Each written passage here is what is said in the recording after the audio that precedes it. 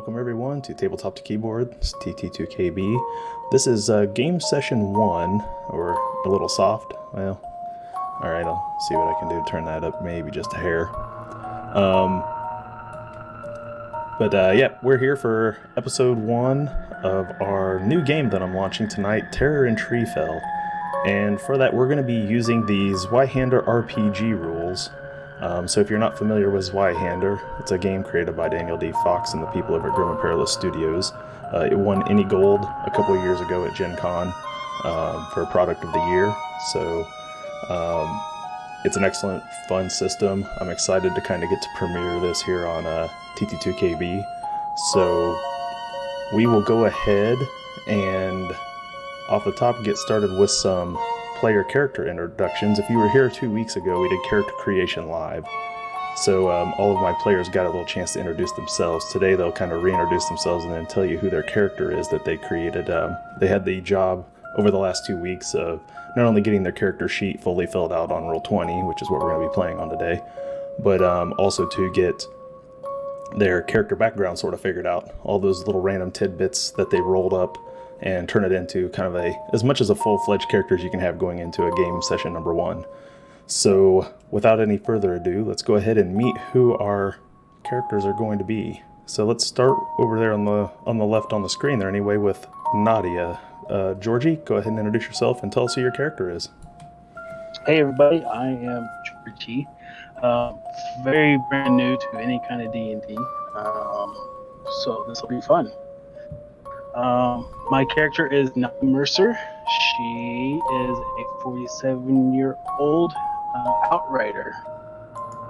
I don't know what I'm supposed to do here. She became an outrider to join the Grand Cavalry of the Emperor Hans III.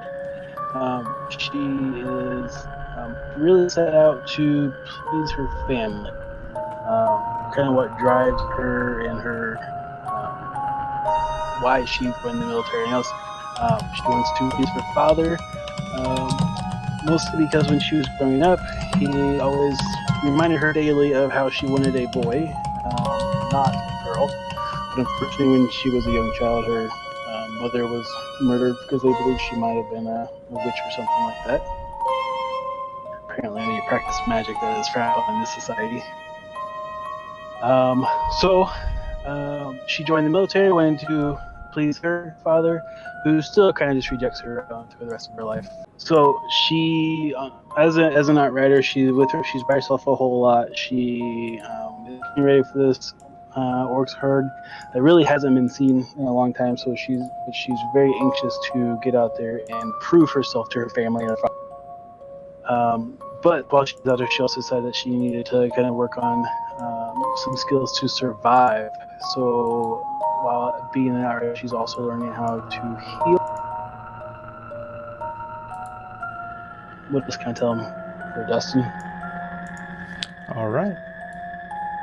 So our second player is Woda, and he is playing Hagen. So why don't you go introduce yourself, Woda, and tell us a little about Hagen. Sure. Actually, can you come back to me? Dog's going crazy. All right. We will skip Hagen for the moment, and we will move on to Lee, who is playing Everest. Tell us a little about yourself and Everest, Lee. Leopold, aka Leopold the Just, social media coordinator for a few different companies, Fantasy Grounds, Zombie Orpheus, another podcast called Audio Dungeons, stuff like that. Find me on social media. But anyway, I am playing the character Everest Yanira. I'm an elven fop of sorts. I was raised in the thorp of Windhill, many miles from this lovely town of Huttenberg. I experienced a very hard life there. Lots of violent creatures in the area. I've since had a not so savory past with my parents, and was raised by my grandparents. Unfortunately, they passed away at a bit of an early age as well, and I've since been on my own, just struggling to live the good life while also not having any real skills. So it's quite difficult. I generally thrive off of the hard work of others. Granted, I do have certain services that I can offer them as well that are worth a bit of coin, so it's not a completely one-sided agreement. Yes, I'm really mostly useless other than that. Oh, and I am a almond-skinned, black-haired elf with just impeccable skin. No scarring or marks of any sort, or any disorders, and good health. And I move very slyly around like I'm up to something deviant. And that's it. Cool. All right. We'll go ahead and move on then to our Slayer. That is, I've been saying this in my head for the last 2 weeks. I haven't actually asked you how you say this yet. But ERP, why don't you go ahead and introduce yourself and your character? I believe is it Meraki? Is that correct? It is. All right. I'm ER. Excuse me. I've been role playing for a long time, but this is my first time for Zweihander, so I'm a little. I don't know if you can hear my husband in the background. I'm sorry. Yep, we can a little bit. Meraki is an ogre slayer, not someone who slays ogres, but an ogre slayer. She is. Well, slayers, from what I read, tend to be kind of mildly crazy. So it said that something generally happens that triggers them to become slayers. So she has a sort of tragic past, I suppose. I don't know how much I really want to reveal about it. You don't have to right now. It can come out through gameplay over time if you want.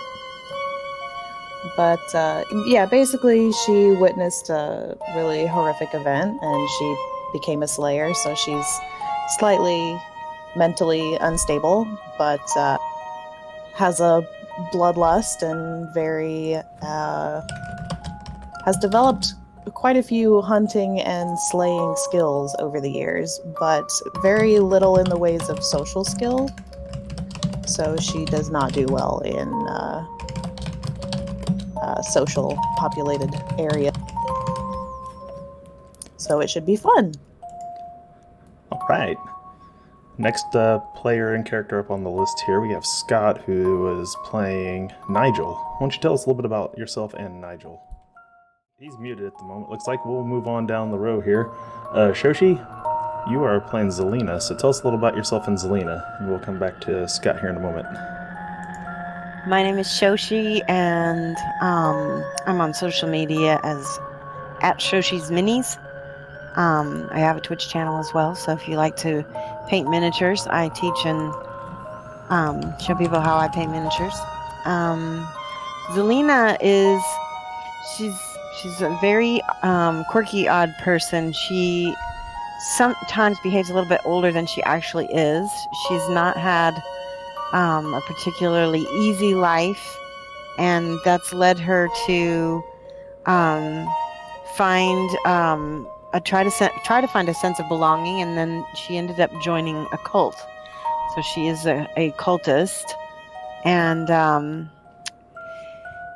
at the same time, because of feeling like an outsider, and the fact that she chose an odd cult to belong to, that she keeps to herself, and she tries not to tell people too much about herself, but she yeah, that's all I have. That right now I'm not super good with backgrounds. I'm good at improv though, so we'll see how that goes. That is plenty good enough. All right, we're gonna check back in here with Woda. Woda, you got those dogs under control yet? Somewhat. All right, why don't you tell us a little about yourself, Woda, and your character Hagen? Alright. Okay, so Hagen is kind of an elderly gentleman. Figure somewhere between 65 to 68 years old. He's got pale skin.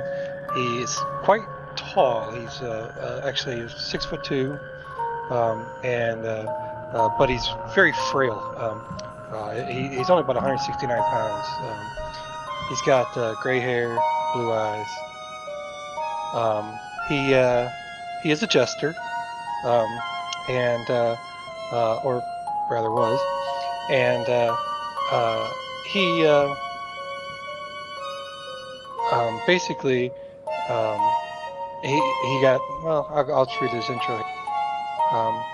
Hagen Fernicrest, jester extraordinaire for the court Emperor Hans III himself, or rather, that was a long time ago. I simply made a bad decision. I mean, it was great at the time, canoodling with a wealthy aristocrat's wife. We had 3 glorious days.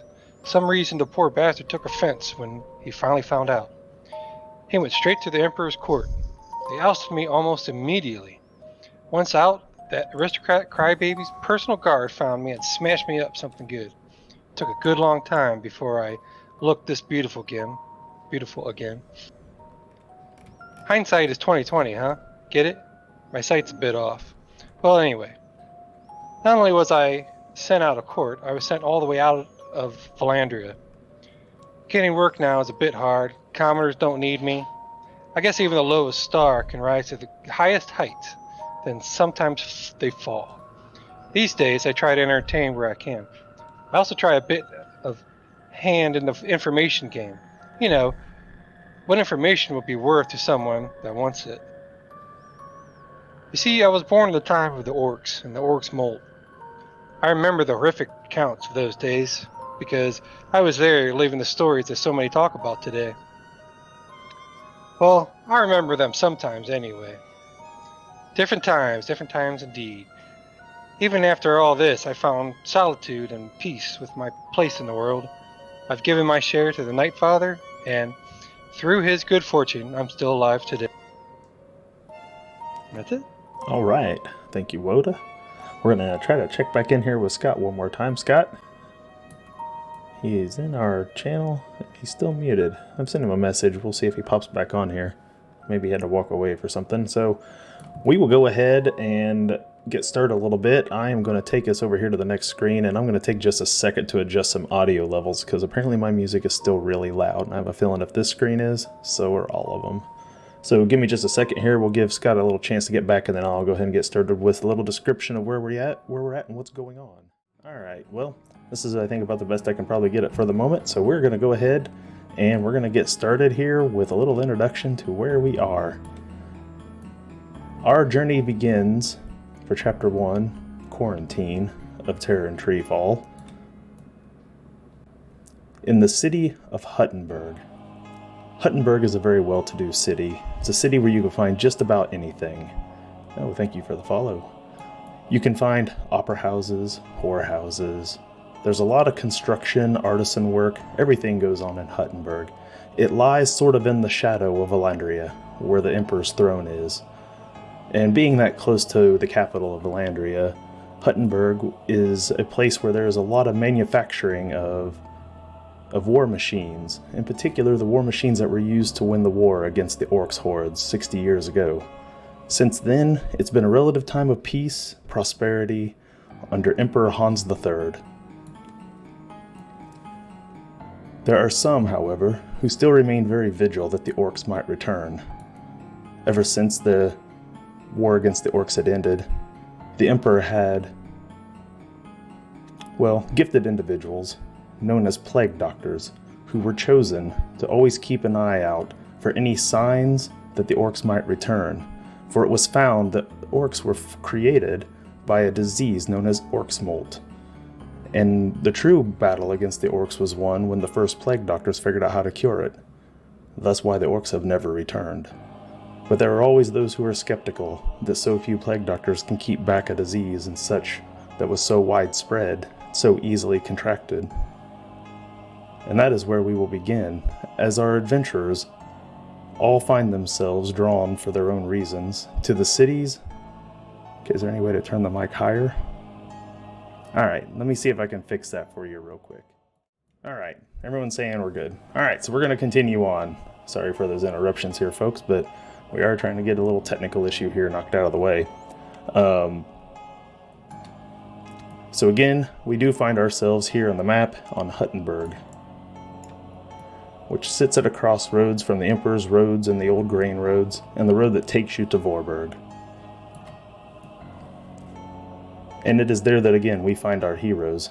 And our journey begins today with Nadia, who, as every day begins her rounds out as an outrider on the outskirts of Huttenberg, making her patrol on her trusty steed Elmer, looking for signs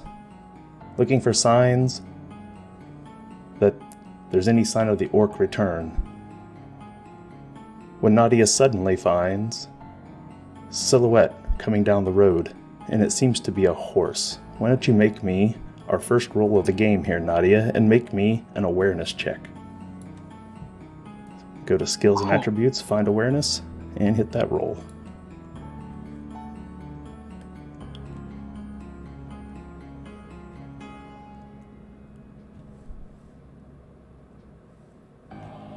What's the situational modifier? It's just standard for right now.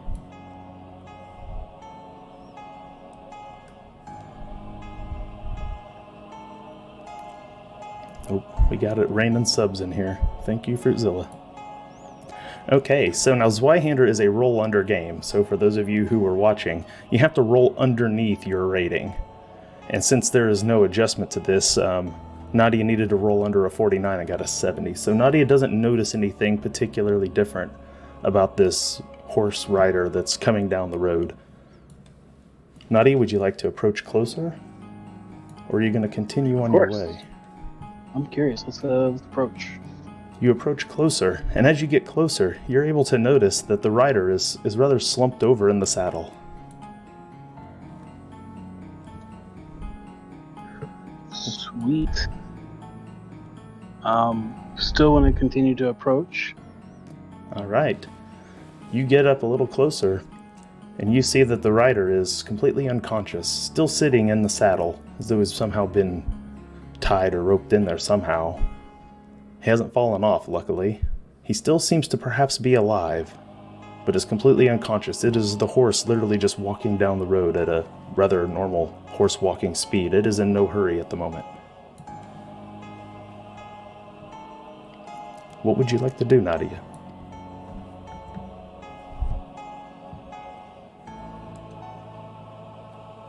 I mean, we could do it. Can we check him for any kind of injuries to see maybe why he's unconscious? Yeah, you have to get him off the horse first. Why don't you go and make me like an athletics check to try to pull him down without hurting him any and get him onto the ground so you can look at him. Alright, you successfully get him down without dropping him or doing any other damage to him, and you get him laid down on the ground. He's wearing a set of brigandine armor. He seems unconscious, rather pale. Because he's in armor, you can't see much of his actual body. You can just see his face, which he does seem to be breathing shallowly, but he's rather unconscious otherwise. The horse, once you take the rider off, kind of kicks around a bit, wanders off into a field to eat some grass. So I don't have much of a healing ability right now, but You actually have heal, which is better than anyone else. sweet. So you have equipment on you, bandages and stuff. So I mean, you are capable of attempting to check him if you want to use your heal skill to do so. Yeah. So I mean, let's go ahead and you say you have armor on, so we can't really see the body. So we'll continue investigating the body to see if there's anything wrong with this gentleman. Are you attempting to strip him out of his armor? Yeah, let's do it. All right. So you take a good 5 minutes or so getting the buckles, things unloosened. You work to get that armor off of him, that heavy brigandine armor, and you toss it off to the side. Now go ahead and make me a skill roll for heal, and we'll see how good of a job you do assessing your new patient. Oh, you do an excellent job. All right. So you get checked. He still has a pulse. He's breathing still very shallowly. You'll notice he has like clothing on underneath the armor, so you can tear some of it away, and that is when you notice that he has these what look like welts starting to form all over his torso and down his abdomen. You've never seen anything quite like it. And I would know because I remember everything. That's right, you have an eidetic memory. That's true. But you do believe, or you've been told, that welts such as these could be the beginning of orc smolt. But to know, you'd have to take them to somebody more trained in healing than you. And the only people that you know of that would do something like that would be like a barber surgeon or somebody, probably in Huttenberg. Yeah, let's throw him on my horse and let's take him on to Huttenberg. Are you going to leave the other horse behind? You said he kind of ran off into a field, right? It's just, 10, 20 feet away just to go eat. Yeah, I mean, I'm not going to leave this man's horse there. That'd be rude. So let's try and bring the horse with us. All right. Make me a animal handle skill roll to try to just corral the horse back over.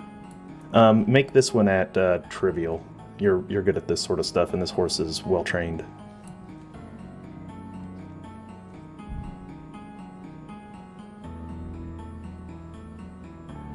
How do I do that?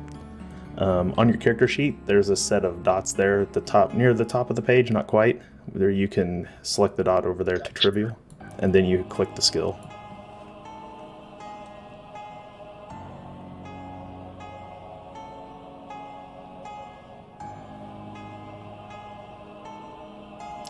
And flip the fail, so I'm so good. Yeah, you're still good, even flip the fail. So you get the horse settled and away from eating. You get it over there and tie it up to yours. And with both animals, with the other animal in tow, you're able to throw the man over his horse and drag him back into Huttenberg, into the West Side Market. And it is in the West Side Market that we will find some of the rest of our party, busy buying supplies for their daily lives, when this watchman from the wall yells out, "Rider incoming! Open the gate!" You see them begin to open the gate when a woman on horseback with another horse in tow with a man slung over the back comes riding in, and a man in armor comes running from the nearest tower, runs up to the woman on horse, says, "What do you have here? What's going on? Where'd you find this man?"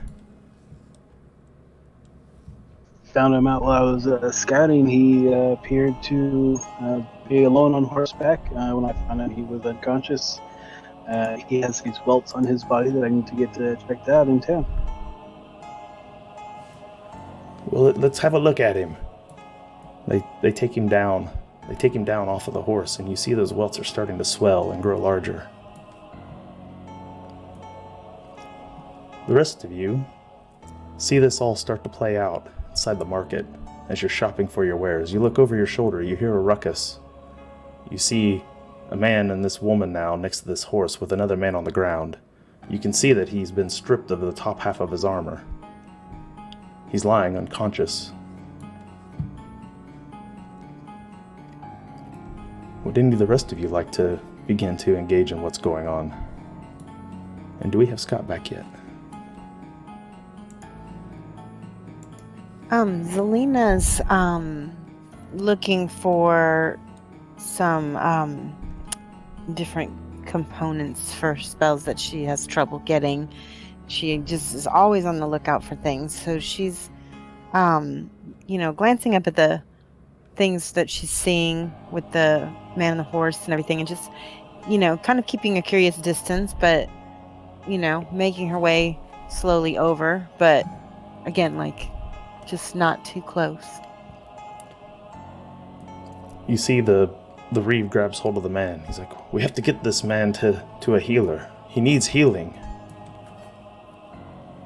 Quickly, we must get him out of the market." You said so the rest of us are here in the market. Yeah, you're seeing this perusing? take place. Yeah, they open up the gates. This horse with a lady and another man in tow comes in. They throw him on the ground. They start looking him over. One of the guards comes over and and you hear him saying that they have to get this man to a healer. Can I roll? Would it be scrutinize or awareness to kind of see if there's like an opening for me to kind of steal anything while this distraction is rolling through? Yeah, go ahead and make a scrutinize. I'll give you a scrutinize to see if you can discern if there's anything there worth taking.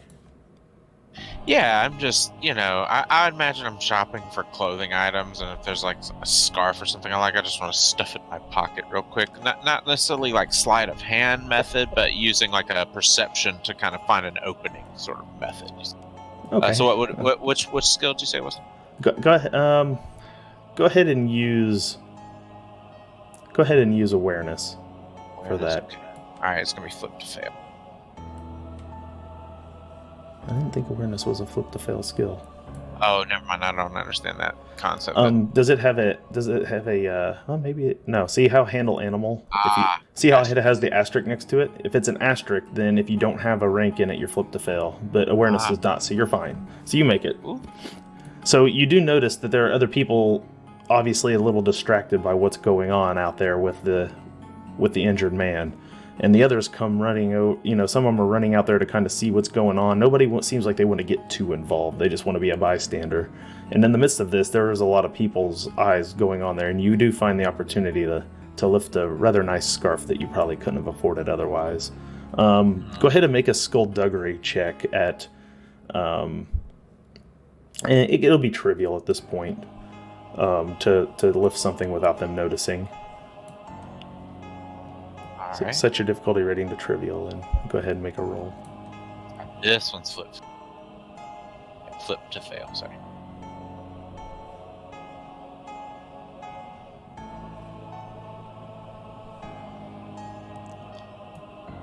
And you are still good, even if you flip it. So for people that are watching, flip to fail is a mechanic where if you don't have a skill in something and you attempt it anyway, you have to take your roll result, in this case the 30, and you have to flip the numbers and see if it's still below 75. So 30 succeeds, so then we have to flip it and it becomes 3. It's still below 75, and so he continues to succeed with the task. So flipping to fail just simply makes things harder. There are situations where you can also be flipped to succeed, but those are pretty rare. So yes, you do manage to land yourself a rather nice scarf that you would have probably not been able to afford otherwise, and you shove it down in your pocket. Excellent, that's going in the trappings. Do I have noticed anything like that, or do I need to make a roll to see? To see him stealing? Yes. Oh, We got a freaking hall monitor in here, I guess. So if you would like to, go ahead Very perceptive. and make an awareness roll and see if you are able to see if you're able to best his roll. He did pretty good. So go ahead and just make a standard roll, and we'll see where your roll comes in at. Tell me again how to do that. You're probably already set to standard, so you just need to go to your skills and attributes page and find awareness. Should be under perception.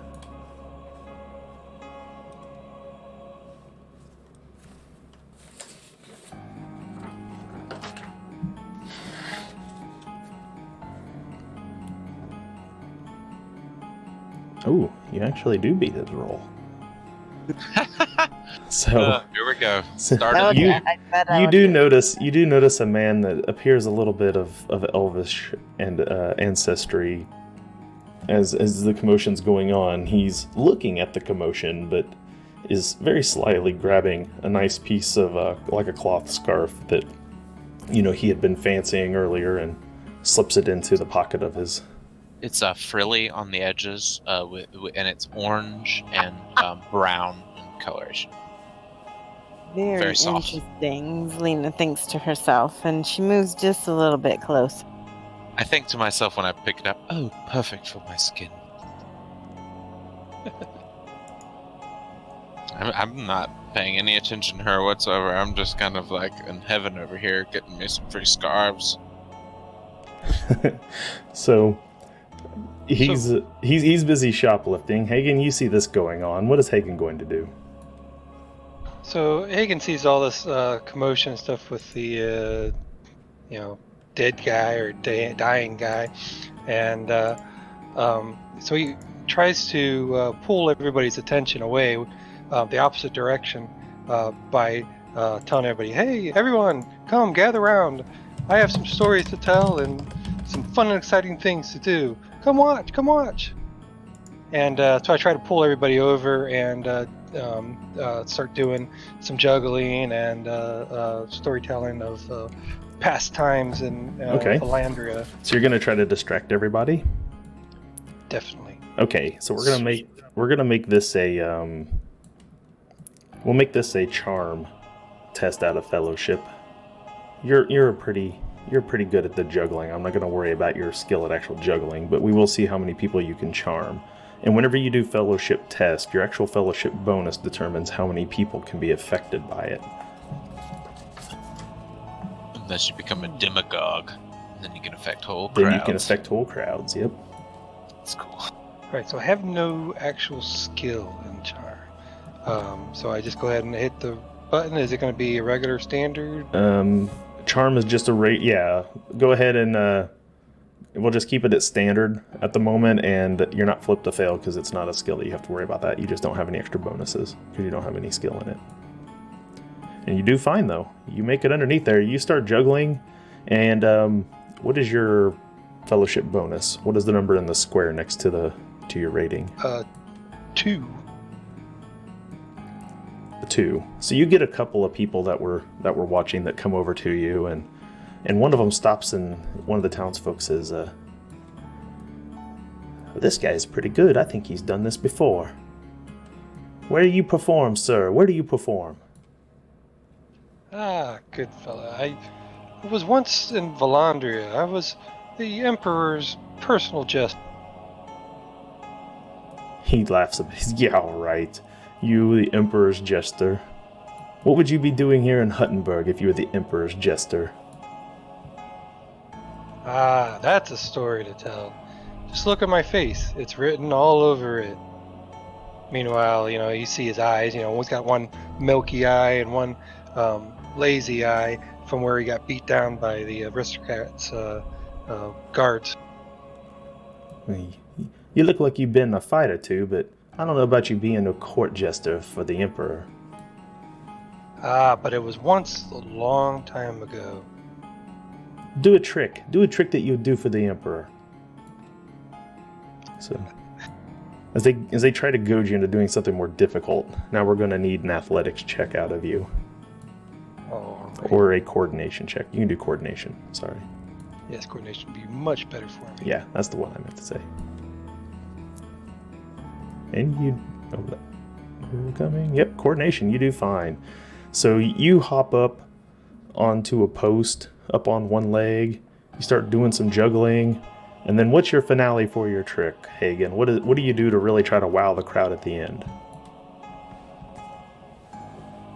Well, let's see. He, I suppose there's, since it's probably a kind of a big thoroughfare, he does a backflip up onto a table while throwing all of the juggling implements, which are knives, by the way, into the air, and catches one with his left hand, catches one with his right hand, and then catches one in his teeth. Ooh. The rest of you see this kind of going on. There's now a man standing on the post juggling while this other man's dying in the street. Yeah, I just want to point out how odd that is. Like, someone comes in, we have a rider here. And we felt like this dying man. Oh, emergency, emergency. Hey, does everyone want to see a juggling trick? This is the perfect time for my performance. Meraki, Great. It's distracting. I'm trying the to Ogre keep Slayer away. makes her way into the market here, and as this scene is going on, what would the Slayer like to do at this point? Well, she was going into the market to trade some of the furs and things that she's collected on her way here, but is probably going to watch the Jester. Not necessarily because of what he's doing, but so she can laugh at humans. Okay, so you completely ignore the dying man and just wander your way on over. You get over there towards the jester and you start watching him, and he's catching daggers. Well, I guess they're technically throwing knives. He's catching them between his teeth and hopping around up on a pole. He's actually quite good. She's kind of hoping that he will miss one of the daggers and cut himself, but she doesn't actually say that out loud. All right. Is it odd to see an ogre? They're not common, but Huttenberg is kind of a cosmopolitan sort of city. All of the ancestries are somewhat represented in town, but I think it would be safe to say that Meraki is stands out even amongst ogres. Not most ogres in Huttenberg would still be kind of more regularly like clothed, and she clearly is an outsider, someone who doesn't live in the city. So they would try to fit in, to kind of try and subvert some of their racism and stuff. I mean, but she didn't give a fuck. She's a slayer. She's just like cut their heads off. Some of the people who are of ogre ancestry would be physically bigger people, so you would see them working as like bouncers outside of bars, and they would be in normal attire for their station if they were burgher or aristocrats or whoever. They would be, or even if they were lowborn and they were like property of, they would be dressed up with powder wigs on, things of that nature potentially. Like, it wouldn't be that uncommon in Huttenberg to see those sorts of things. In fact, you see those kinds of things around here and there. But she clearly is not one of those kind of people. Do you have any distinguishing marks there, Meraki, that would make you stand out? I don't know about distinguishing marks per se, but her clothing would definitely be more like leathers and furs because of her travels, and she also keeps trophies from animals and beasts that she. So she would have like a necklace of teeth or something like that, those types of things. All right.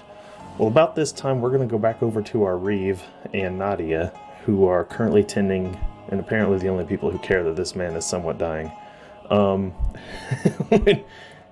And you see the Reeve looks at Nadia and says, "Quickly, we need to get this man to a barber surgeon, but there's none here. We need to get him inside, quick. Whatever he has is spreading."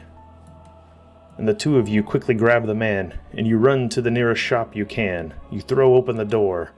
You push things off of the table, throw the man up onto the table. It is the store of a gnome named Nigel.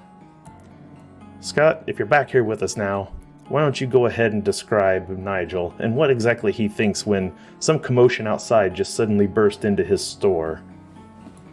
All right, so Nigel is approximately a 2.5 foot tall, stout little, kind of well tanned gnome of a man with a wild tussle of hair and and a peg leg. As the action kind of spills into his general area, he kind of stretches and yawns a bit. Looks like he may have been taking a bit of a nap behind the counter of his store, which is sort of an equipment store. And he's just kind of does a double take. It's just like, what? And he looks at the injured man and looks at the juggler. Looks at the injured man and the juggler. Yeah. Oh, okay. Juggler's still outside. There's a Reeve who is a captain, like city guard captain, and person who's dressed in, I believe, some leather armors and yes, female comes dragging in this man who's got his shirt ripped open and has these welts on his body that seem to be swelling up like blisters almost. Okay, and he's like, what's going on here? And he hobbles out from behind the counter of the shop and closes in. Says, "This is no place for an injured man. This is just a shop." You see, as they come in, you have one large table there where you have knickknacks and stuff out there, and the Reeve, he just takes one arm and just knocks all your stuff onto the floor as they throw the man up there onto the table, and he looks at you and he says, "Quick, get your tools." All right, fine. Tools, right? I'm not a doctor. You're gonna have to do for now. This man needs help now. All right, Outside, the horse is tied to Elmer, who is Nadia's horse. You see the second horse that had the man slumped over it suddenly falls to the ground, those of you who are outside. Elmer starts to go whinnying, going around in a circle, pulling the now collapsed horse behind it.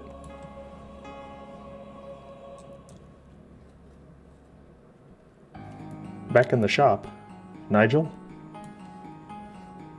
All You fetch your tools? Yeah, he grabs his tools, brings a chair up to the side of the table, and tries to kind of climb up to the man and see if he can give a quick field assessment of what the heck's wrong with him.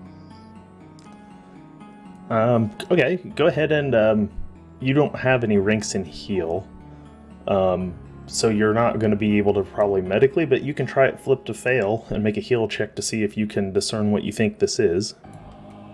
Nice. Yeah, purely diagnostic. Just not. I don't want to accidentally kill him. All right, so I'm just gonna click on healing. Yeah, just try it. I mean, your odds are probably low, but we'll see. Okay, so your roll of 40 against the 36 is not good enough to succeed, so we don't have to worry about flipping it. You look at him, and he's got something going on. You can see it swelling. There's large blisters on his and you're starting to find a few now on his arms. Things are just not looking good at all for this guy. You've never seen anything quite like him, but you do get out some of your tools, one that's kind of used for cutting and some other stuff, and you hand it to Nadia. Nadia, this gnome hands you some tools, and they're kind of looking at you like, you got bandages and stuff on you, like, fix him. Here, he's allergic. Grab this hammer. So, these are not proper tools. Nothing you've ever been shown or used to train to try to heal anybody. So why don't you go ahead and this is gonna be a hard heal test to see if there's anything you can do to help this guy before he passes. Oh, this poor bastard. Just to ask, they moved him into a place where they're no longer in the market, right? Yeah, they're no longer in the market. The door is swung open. I don't think anybody's closed the door. So if anyone who's still out in the market area wants to go over there towards the door, you can see what's going on inside.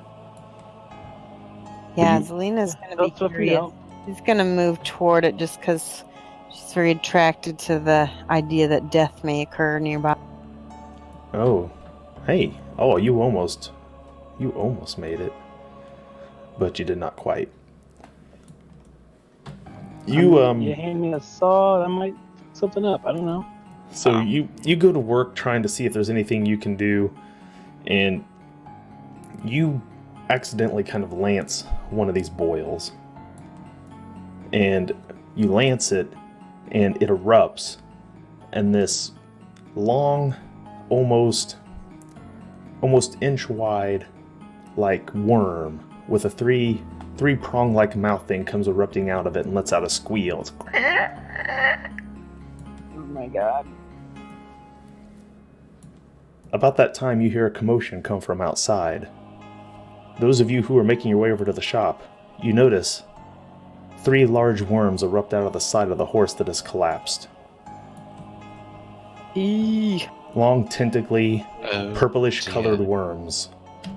And they begin to chomp down on the horse. Everyone needs to make a resolve check first. This is going to be just a standard resolve check.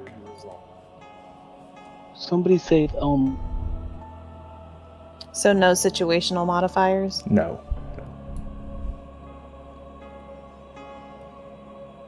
Wow, we're all failing. It seems appropriate to fail at, though. It's pretty gross. Oh, a crit success for Everest. Oh, I've seen He's like, no way, worse. man, I got this. He has seen worse. He rolled a 1. Well done, Everest. Alright, so for those of you who failed... I was in prison for 3 months. You guys will take 8 mental peril. So on the first page of your character sheet, on the skills and attributes page, over on the right side, you will see a place there where it says Peril Threshold. You should be right now at Unhindered on the Peril track. You will see there is a box where it says like 3 plus your WB, and there will be a number in that box. If that number happens to be larger than 8, you take nothing. Does anyone have more than 8 for that first box? Mine is exactly 8. You take 7. You take nothing. If you have any number lower than 8, you'll see the next box to the right of it says +6.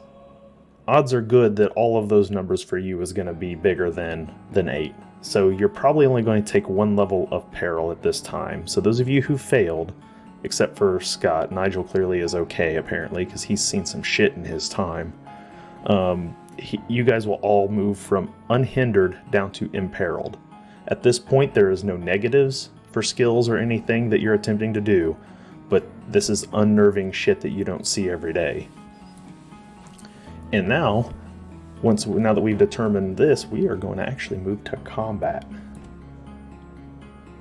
Do we put 1 in a peril modifier as well?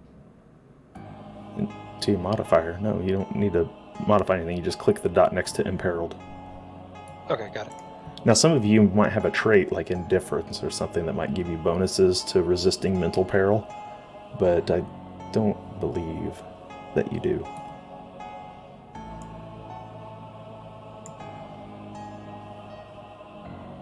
I think I may have had something like that. Yeah, you might have even had more bonus than what you had there. We're going to switch over to the combat music here.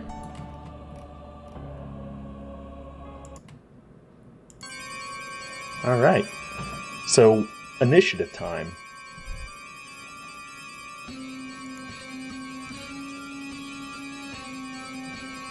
As you can see here, we have a little combat board set up. I'm going to move some tokens around to get you started. You guys should have the ability to move your own token. Yep, alright. Everest, move yourself into reach 1 meter. Zelina is already in. Yeah. Yeah, move yourself into the reach column. Zelina, you're in reach already. Hagen is in reach. Nadia, you need to move yourself into melee.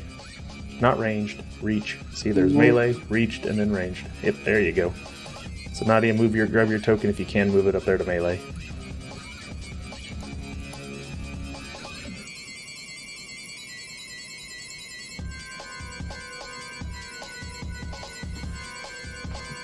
Alright. So, in Zweihander, you only roll initiative 1 time for every day.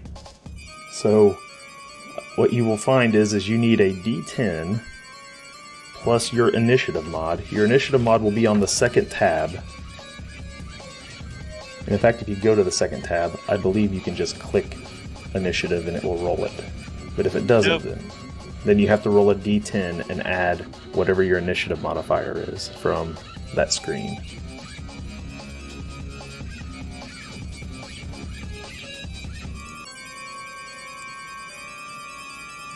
I'm not seeing it.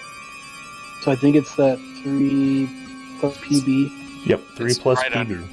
Right underneath Fellowship if you have it all open, or it's at the top of the trappings page if you have the trappings tab. It's you'll see encumbrance limit, initiative, and movement all together. It's the number in the first column. It says 3 plus PB. Okay. Or spot, sorry. It's like to the left of the column. Yeah. Yeah. I see a number in it, and then what do I roll again? I just Just D10 pick plus a- that number. You can just use your die roller to roll a D10 and then add that number to it, and just let me know what they are here in a second. You can also do the advanced roller. Yeah, if you want to just add the PB to it. So Hagen, I see, is at an 18, and Meraki is at a 12. so mine is actually 10 because I didn't add the. Mine is 7 plus 3. Hagen is an 18. Nigel, you're a 7 plus what? What do you have for your combat bonus? Your initiative? It'll be a total of 14.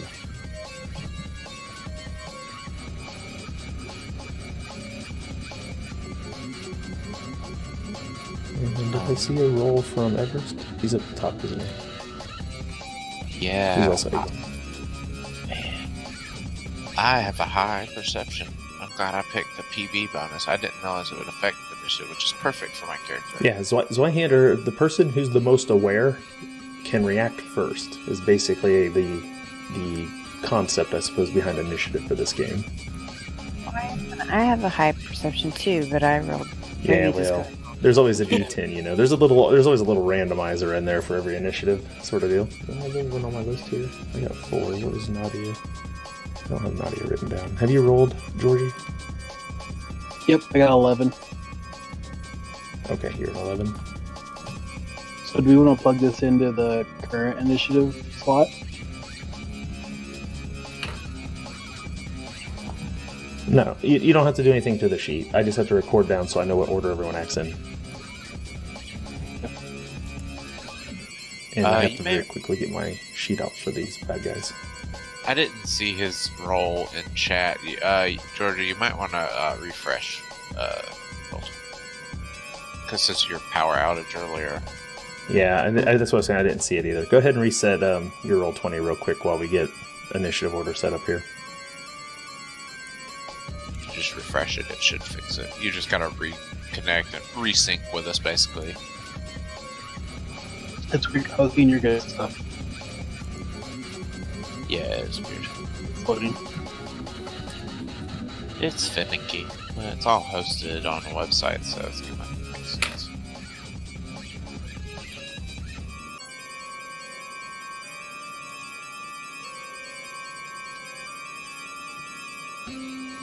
Not talking smack or anything. Oh, no, you're good. I'm not even gonna. I don't think I'm gonna bother with the actual initiative order on the thing. We'll just read it from the list I've got here. I think I got everyone. I got Hagen at 18, Everest at 18, Worms are at 17. Oh, Meraki. I didn't write Meraki down here. Where's Meraki at? 12. 30. 30. That's it. Definitely going first. Yep. Everest and Hagen are the fastest acting. All right. So you guys are currently a couple of meters away from the worm that is outside. The one that came out of the horse. So that's the one back there also at reach. If you have a weapon that has reach, you can go ahead and attack. Otherwise, you're going to have to spend 1 AP. I guess we got to get into how combat works here at this point. You have 3 AP on your turn. As you can see up there at the top, I wrote action points, 3 AP per turn. There is a list of combat actions that you can take. Taking a... I posted it in Discord. Yeah, it should be in Discord. You have the option of taking movement actions. You have the option of taking attack actions. You have the options of attempting a perilous stunt. And you can also save those AP to defend yourself. So attempts to parry or dodge would happen if you have AP to do so if you were to get attacked. So you have to weigh how much of your AP you want to spend in offense and how much of your AP you want to spend in defense. And then Zelina, being a cultist, secretly has the ability to use AP to cast magic should she desire. Not that it wouldn't get blamed on the caster for making worms come out of a horse if they were to spot one in this situation, perhaps. But you do have that ability. So you do have to play your cards a little close to your chest sometimes in public. But yes, you could, if you wanted to, even attempt to channel power or cast magic. So we will start at the top of the order. And Everest, we're going to let you go first before Hagen here. So Everest, what would you like to do? What is your combat actions going to look like? Alright.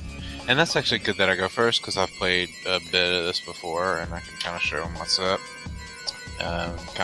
Some of the different things you can do. I'm going to do something I just found out about the other day, called Inspiring Words, because it's awesome.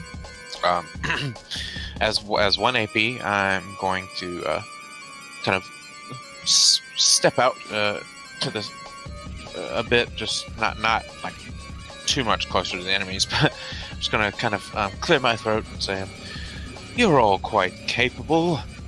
I believe you can clean the streets of these beasts."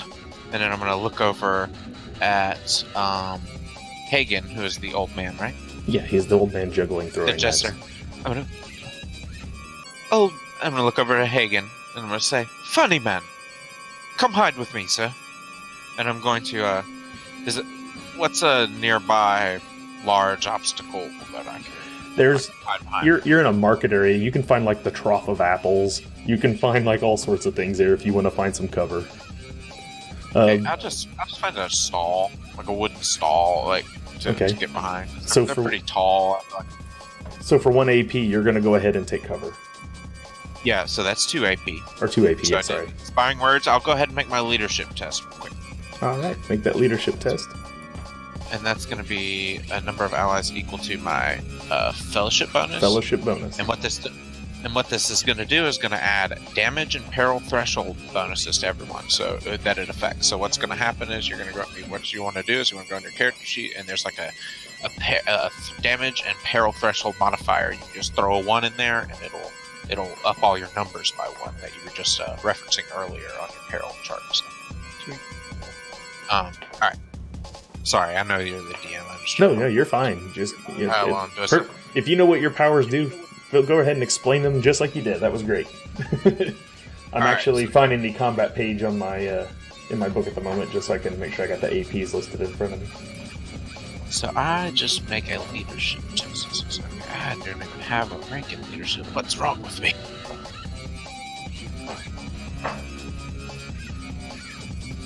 You succeeded. Still passed.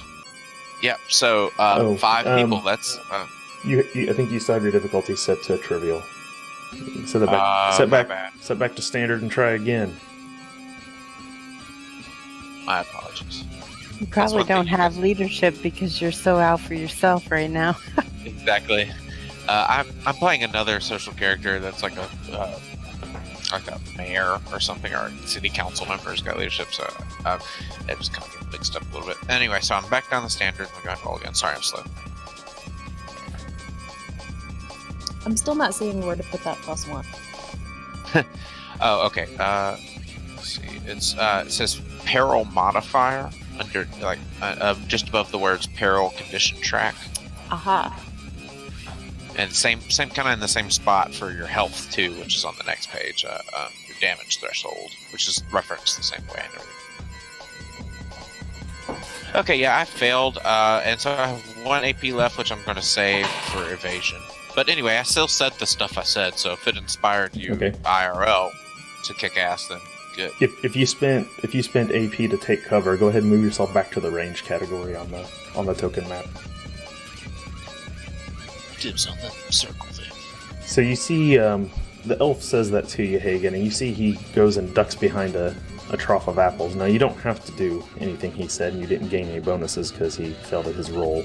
But it is your turn. You're standing on the post. You've got 1 throwing knife between your teeth. You're juggling 2 others, and you see this worm erupt out of this. No, actually, there's 3 worms that erupt out of this horse and begin to eat the horse.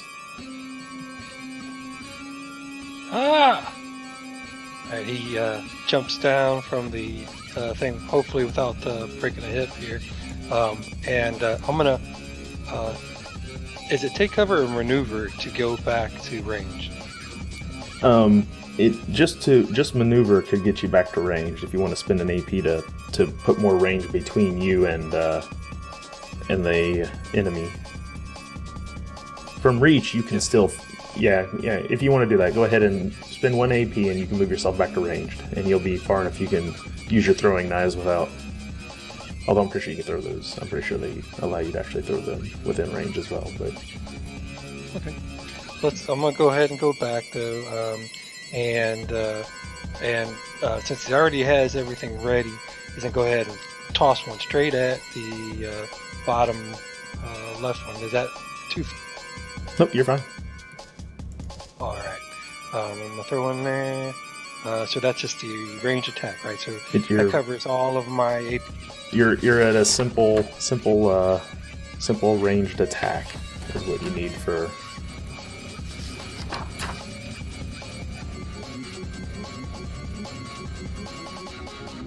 Any positive, negative? Just standard for right now. Ooh, critical success. Okay, sorry. I'm going to go ahead and keep your critical success. Go to your talents and trappings page and actually hit the throwing knife. It'll calculate damage for you. Oh, I forgot that was there.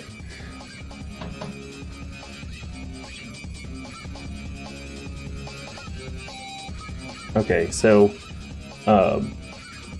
what you're going to do is go ahead and roll me one more d6 separately, and I will add it to that 6, and that'll be your damage. Unless it rolls a 6, then we'll have it explode. Okay, so you did 10.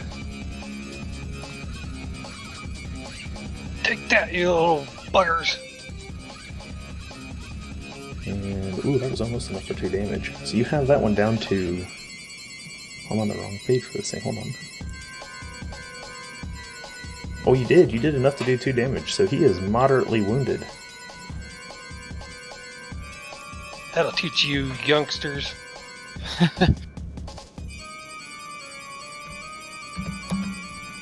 I'm definitely kind of pleasantly surprised that he can fight.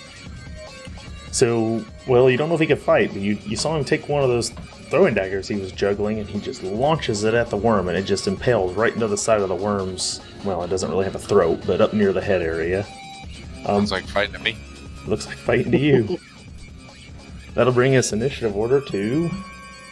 Oh, it's the worm's turn. Alright, so...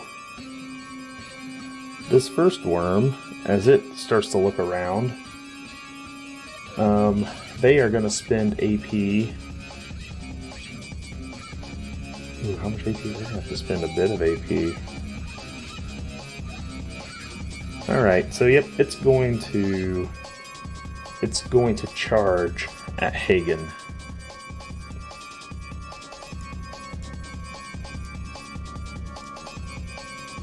It'll draw you into melee with it, so it spends 2 AP to charge. It makes an attack 2 times and adds 1d6 fury die to damage. It moves 2 times and then attacks 1. So he's going to attempt this. I don't suppose this game has anything like attacks of opportunity Oh, it does. for something that's moving past us. If you have a reach weapon and something runs at you or runs... if it's running at you, you get an attack, or charges at you, you get an attack of opportunity against the against that creature.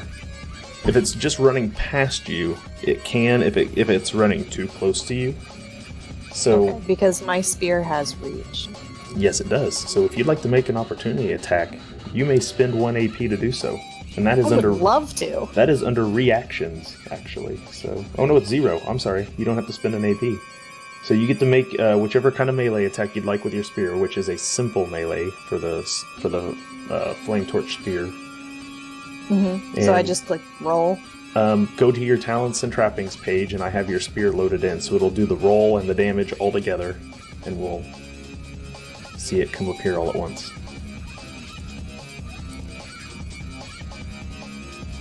You rolled a 50, and your rating is a 46. You miss. Now, we haven't talked about this yet, and I'm going to flip back to another screen really fast. Now wait. Hold on. Wait, Okay. yeah, see, if you're looking at your fire hardened spear in the roll, you see how your rating is 46? Yes. You have to roll under. Right, So- I know, but I also have the bad axe Oh, talent. you do! That's right. Damn Slayers. Okay, Slayers are so good at killing shit. And then they actually get to attack twice and take the better of the 2 rolls. So that's right. Go ahead and try that second attack. You roll Come on, twice. don't fail me now. You roll twice and take the better result. And Oh you my failed gosh, by come 1. on. Okay, so now we're going to go ahead and talk about that other mechanic that we haven't gotten to yet. But this is a good opportunity to talk about it. I'm actually going to go back to our... we're going to go back to this screen here for a moment. And if you happen to be watching the stream, you will see that there is a pool of fortune points. Those fortune points, every character starts with 1 fortune point, and then as a group you have 1 more. But they're a communal pool. Everybody shares the same pool of fortune points. One of the things a fortune point can do, if you spend it, it will allow you to re-roll. So, for instance, and I know because he knows this, I didn't ask him, but like Everest could have attempted to re-roll his leadership by spending a fortune point. The other thing it can do is if you do damage, you can spend a fortune point to maximize that damage to 6. In Zweihander, if you roll a 6 on your damage die, every weapon in the game does a d6. If you roll a 6, you get to re-roll it again. So by spending a fortune point, no matter what your damage roll was, you can turn it to a 6 and then re-roll it again for extra damage. You can also spend a fortune point to inflict an injury. If you did not do enough damage to actually inflict an injury, you can spend a fortune point to then inflict an injury. So those are things that you can do with fortune points. So if you would like to, you can spend a fortune point and take one more attempt to hit this worm as it charges out of this horse. Or you can just be like, nah, I'm cool with missing on my opportunity attack. I'll just wait for my normal attacks. I'll just wait. I don't want to use up the fortune points. Now, should you spend one, it leaves your pool and it goes over to mine on the other side, and I gain a misfortune point. Misfortune points, after you spend them, I get them, and they do the same thing for me they do for you, only for all the bad guys. So I can inflict injuries on you, I can reroll to hit you if I miss, I can do all kinds of cool things. I can maximize a die just for more damage. So if you use it, you're just giving it to me to use. These reset every session, so if you use them all this session, you will have them all back starting next session. So if you want to spend a fortune point... Can I use the fortune point to roll to hit Woda? Wait, you want to hit Woda now? Not Hagen, Woda. What did he do? Woda, what did you do? Hey, it's not me, it's Hagen. Right. So, His personality traits, I can't help it. Yeah, hit him. So you're not going to spend your fortune point at this point. So we'll come back over here to the combat map. Right, question? So, with our fortune points getting put back into our pool, do yours go away at the end of the night? Yes, I never start with one. I only get to use them after you do every session. Okay. And you said they are shared, so like if I were to use it, nobody else can. You if you use that fortune point, then that's just one out of the pool. And then you could totally spend all of them and no one else ever get a chance to spend fortune points if you want to be really greedy about it. I mean, they're just a pool of points that the party has. Your fates are all connected. And your fortunes and your misfortunes are all connected. Okay, You have fate points. Fate points are different. Okay, we all have one. Yeah, everyone should have 2 fate points. You got 1 for taking a drawback, and every character gets 1 at character creation, and then you get 1 more if you took a drawback. So everyone should have 2 fate points. And those are keep me from dying points. Those are only used to prevent your death or injuries. You can also undo an injury with them. You only get more of those by pushing your alignment all the way up to 10. And we'll get to that at the end of the game. It's nothing you can do in the middle of a game, so. Cool. Alright. So, you did not hit your opportunity attack, so this worm is going to go ahead and make its attack on Hagen.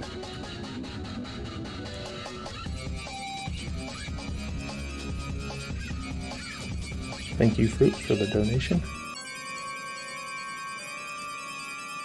And this worm misses its charge attack. So it's not very, very happy. The second worm... I distracted it. You did. You distracted him just enough. So the second worm's actually going to come at you. It'll spend 1 AP to move into melee. And actually it'll charge as well, because it's far enough it can charge. So it's going to charge at you, so you can take another opportunity attack at this worm as it charges at you. So make your opportunity attack on this one. Don't mind if I do. That one hits. So 9 damage. We'll put another one at imperiled. Or I'm sorry, at wounded.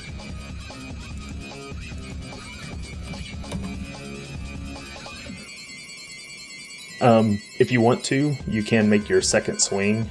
You don't do damage a second time, you just take the better of the 2, but should it crit for any reason, we can take the second swing. So go ahead and roll a second time. And it's a miss, so we'll take the first one. You did 9 damage. Alright. that third one, there's no... The others are all... Nope, the other one's going to charge at Zelina or Everest.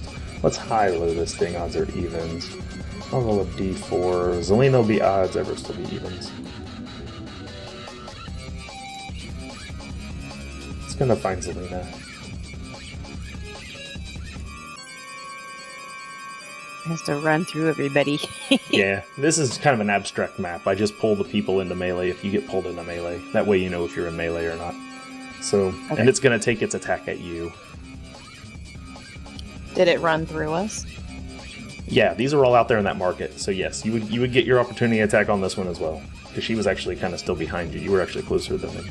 So can I attack it since it's coming toward me? Since You don't have a reach weapon, I don't think. I have a cane. It's not a reach weapon. If you see on your trappings page, the weapons have words out there to the side. See how hers says reach? I don't think yours says... Oh! That's a exploded damage. You did 13 to that one. 13 is enough to push it 2 levels down. You're welcome. Thank you. It just took me a minute to get into the swing of things, you know? Since I'm a filthy cloppy right now. All right. Swing, to be exact. That is nasty. All right. So now it takes its attack on Zelina after getting struck by the ogre.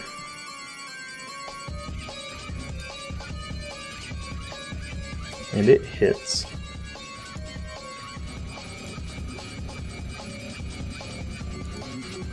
Oh, that's an exploding die. I like it. Okay, this thing's combat bonus is 4, so let's roll us another d6. 8 plus 4 is 12. So you get struck for 12. So if you go to your talents and trappings page,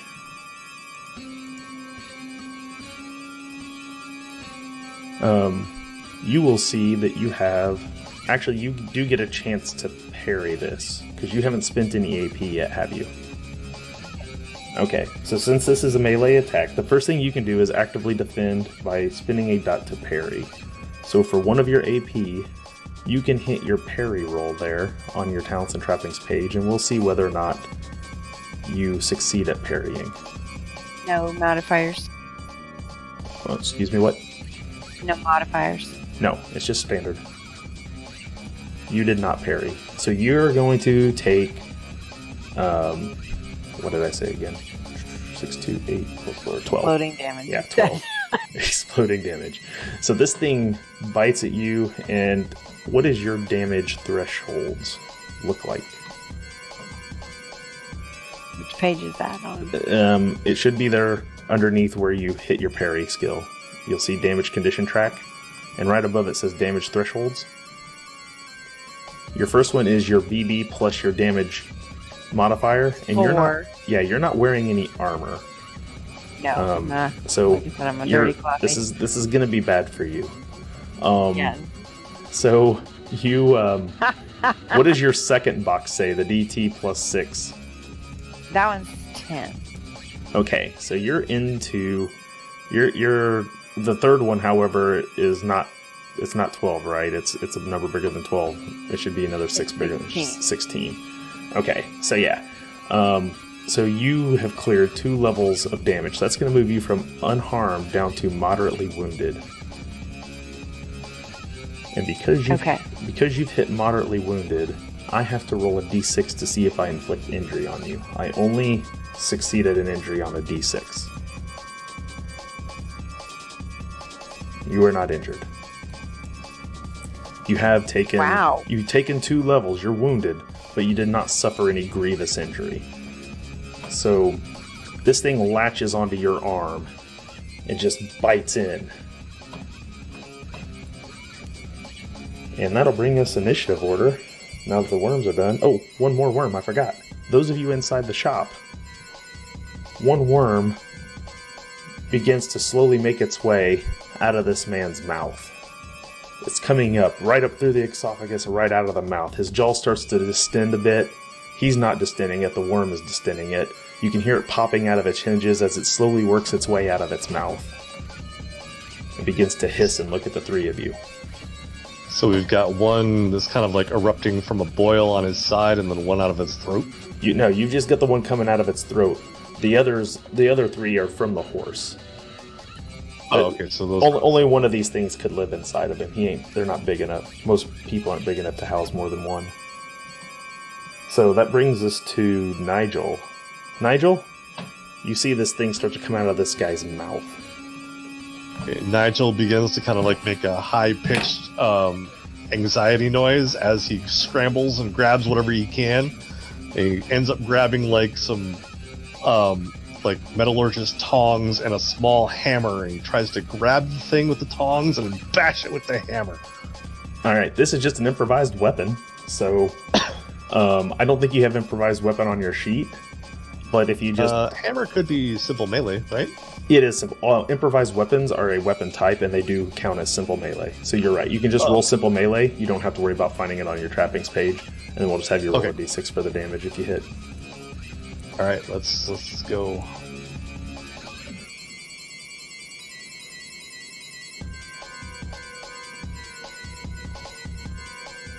Critical failure. Yeah, that was great.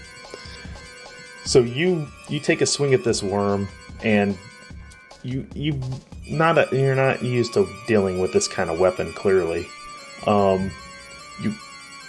you swing, and instead of hitting the worm, you take the top of the poor man's head off that the worm was coming out of.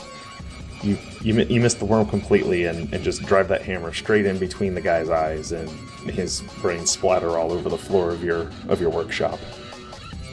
Ah, my shot! Delicious.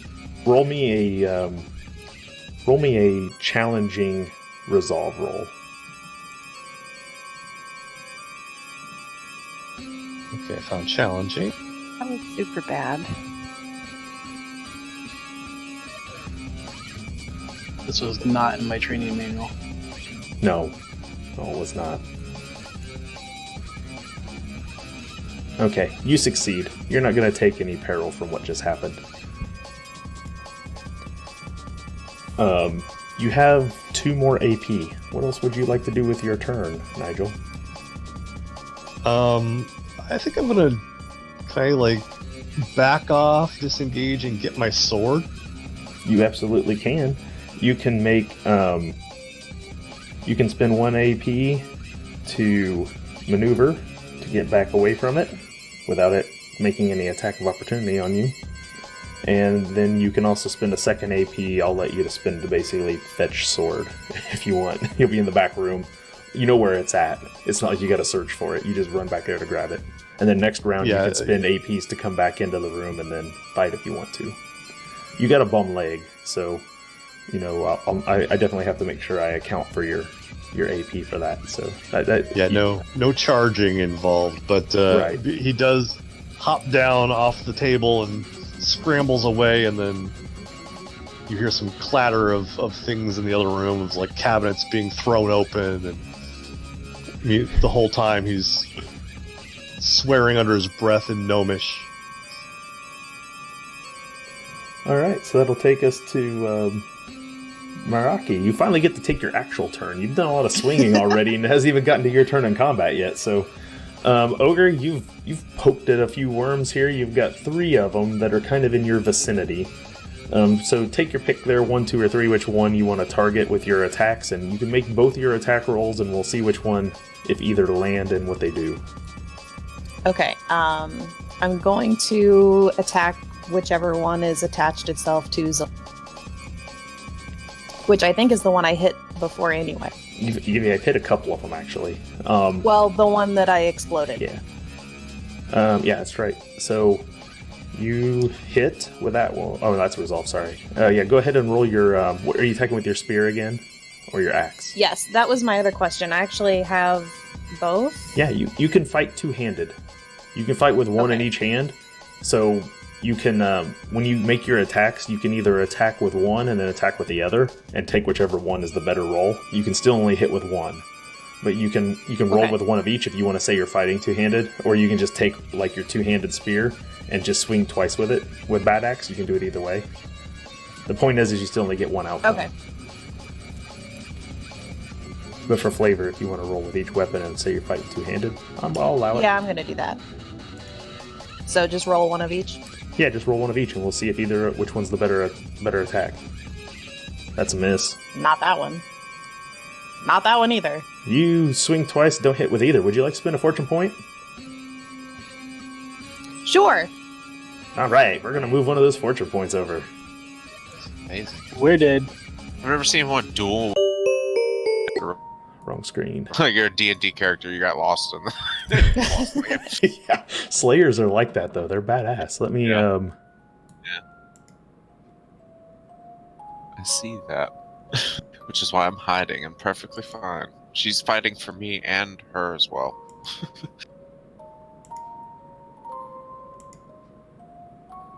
So re-roll both of them? Yeah. That one hits. Let's see about the second one. Okay, your second one's better. Jeez. So with that woodman's axe, you explode your damage again for 17. So that is enough to slay this worm. Now, I'll give you a couple choices. Since you did so well, would you like to explain what happens to this worm? Or do you want to roll it on a table? Let's just roll it on a table for this time. All right, then. I don't want to get too creative and accidentally slice off her arm.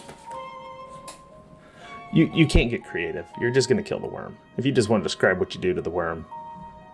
Killing blow. However you want to describe your killing blow.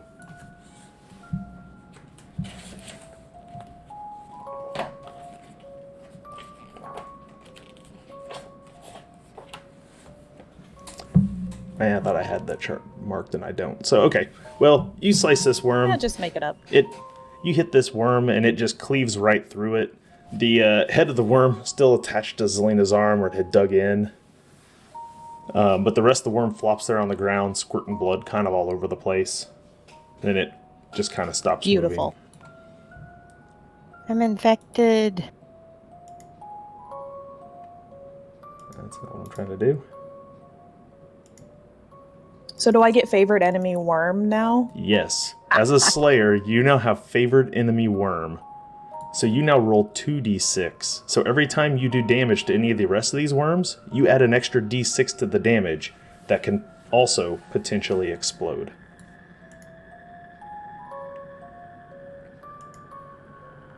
Good call on remembering that. Alright, Meraki, we're going to move on. Combat, because you're done. Actually, you're not done. That's only the first of your AP. Would you like to do anything else in combat? You don't really need to move. I'm going to hit another one. You can't hit another one. You can only take one attack. But you can attempt a perilous stunt on a second one. I'm sorry, a what? A perilous stunt. If you look at the handout that they posted in Discord with all the actions on it. Did I put it in our thing? Yeah, there's a really good one called Litany of Hatred that is based on I know. I'll get it loaded into I'll get it loaded into a handout to give to you guys here on Roll20 for next game. But there's a list of actions you can take that are called perilous stunts. They don't do any damage, but they do kind of like crowd control things to Oh, neat. you can stun it. Try. Yeah, it seems a lot of these things are like disarming and doing dirty tricks, and you can try blinding it, but it is a worm, so you put it in a chokehold. I don't know. choke the worm. That sounded wrong. Or you can just save your AP to parry should you get attacked before your turn again. That doesn't really seem like something I would do, but... I thought this was a family show.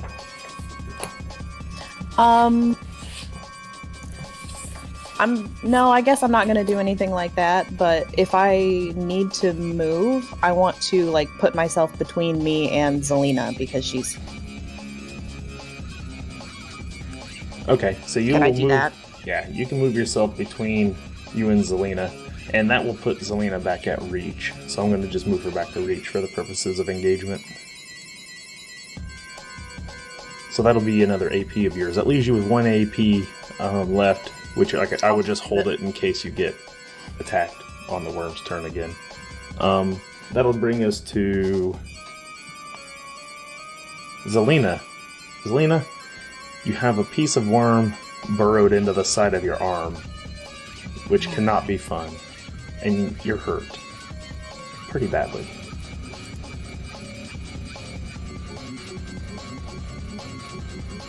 What would you like to do with your 3 AP?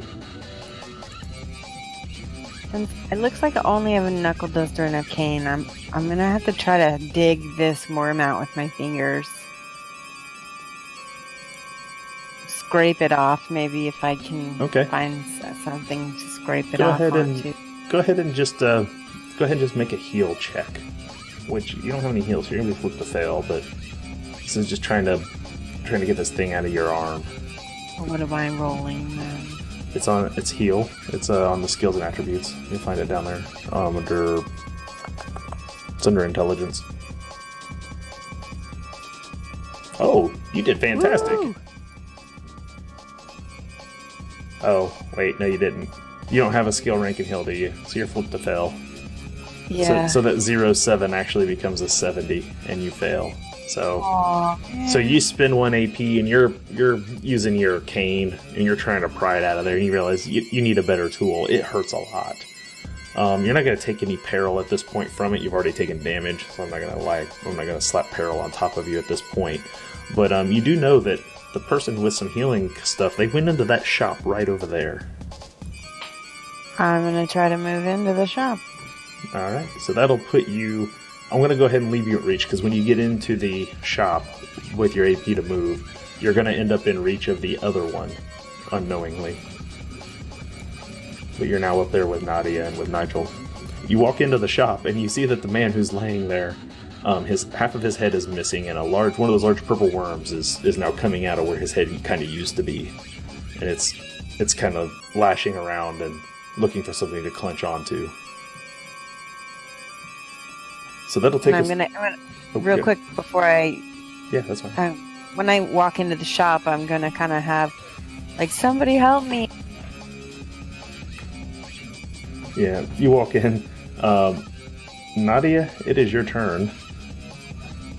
And right as your turn begins, Nigel has run out of the room. You hear him cussing in the back somewhere. And this woman walks in with the head of a worm and the rest of the body missing, attached to her arm, and it's dug in really well. Asking for help. So, I'm not gonna lie, I feel like my duty here would be more towards Elmore. Do I know something's going AY or outside? Oh yeah. Yeah, you know something. You hear commotion outside. So I feel like I'm gonna run outside just to make sure that shit ain't going down with Elmer, because that's how we roll. You blow right past. You spend 1 AP and you blow right past Zelina. Just push her almost out of the way as you run outside. As you get outside, right. you Because isn't he still attached to this dead horse? It's pulling around what is left of a carcass of a dead horse. It's frantic. It's winning. It's kind of, it hasn't taken off yet because it's looking for you. If you want, you can attempt to go calm your horse. The worms have left the carcass of the horse behind, and you see there's 2 more of these worms out there fighting a group of people. One large ogre that's looking rather menacing right now. What would you like to do now, Nadia?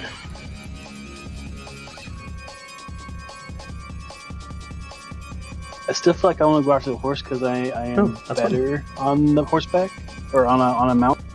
Okay, so you're gonna go and attempt to saddle back up. I need a handle animal check because this is combat. So.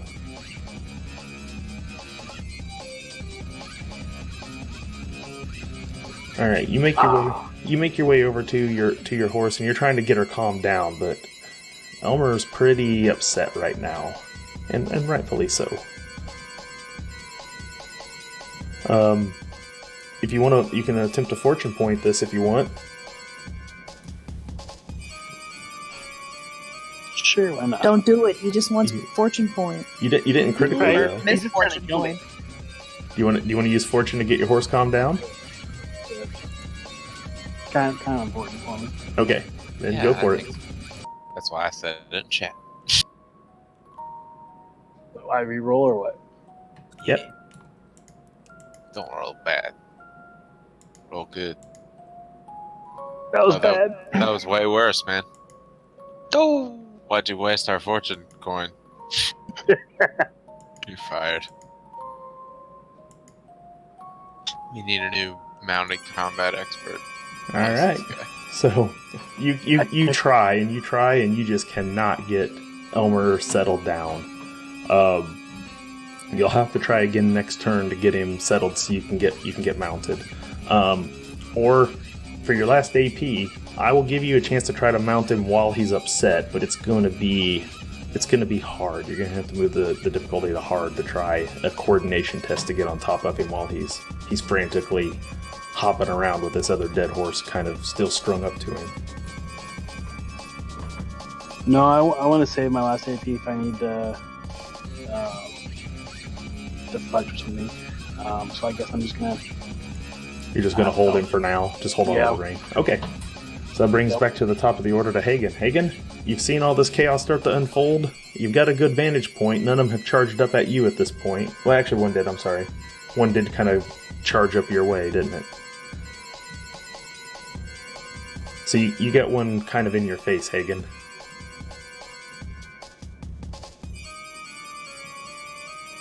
Oh, I'm sorry.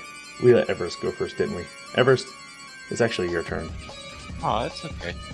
I mean, I know you're not going to take any actual combat actions. You don't even know what I'm gonna do. I got this stuff. No, I do feel like at this juncture, Everest would try and run and find some guards and let them know that there are some monstrous worms attacking outside the Okay. gate. This is outside the gate, right? No, this is inside the gates. Just inside the gate. Just right? this is in the West Market, is where you guys are currently located. Okay, sorry, my bad. I Yep, thought you're it was okay. like a market. I just had the mental image of a market set up outside of a No, gate. It's- Anyway, it was it's just inside Alright. the city wall. cool. All right, well, I'm gonna go look for guards. I'm gonna use the run action and just run all around. You carefully use your run action to carefully skirt around the outside of this combat, away Yeah, from the worms. Very much so. And you get over there to the guard tower, and you see a couple guards have come down, but they look a little shaken, like they aren't sure what to do at this point. And one of them says, Yep. one of them looks at you and says, "Fetch Letronious! Fetch Letronious now!" Where might I find him? They just they point over towards basically the city proper. They seem rather stunned at the moment. All right, I just sort of shake my head a bit, like taken aback a bit by their lack of clarity on giving me directions in this dire time. I'm just gonna run in the direction they pointed and go look for Levistrius, which is the name that my character registered in his head, because he doesn't really listen to people other than himself. So he's just gonna go running around looking for Levistrius on the other side of on the other side of the street that they pointed out. Awesome. All right, so that'll bring us to Hagen's turn. Hagen. all right. So I need to move out. I think that one that's directly across from me, that one is still alive, and that's the one that was came after. The one there across from you is the one that charged at you and then missed you. It attacked and missed. But it got hit by Meraki on the way there. It currently has 2 health levels taken. But can I step back out into ranged or at least read? Yeah, by spending one AP you can maneuver, and you can put yourself back at reach and throw another knife at it if you want. Yeah, I'm gonna do that. The only thing you do by stepping back is you allow it to make a charge attack at you instead of a standard attack. Yeah. But Which, then if he hits, he gets to I'm not roll in double reach- damage. So If I'm not in reach though, can I use the throwing daggers, or do I have not to? you're not in its go face. with my You have to be back far enough to throw it. So you do have to step back. You're doing the right thing if you want to do your throwing dagger. You're just giving it the ability to charge at you on its turn. If it so all those are bad things. yeah, there's not a lot of good options for you at the moment. Now, the best thing you could do right now maybe just take your knuckle duster and just hit this thing with it. That's what's gonna happen. Hold on a second. That's a simple melee attack.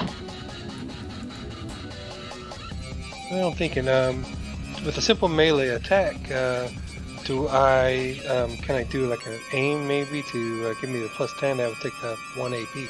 I think aim is for ranged attacks. Let me look and see if it says, if it specifies.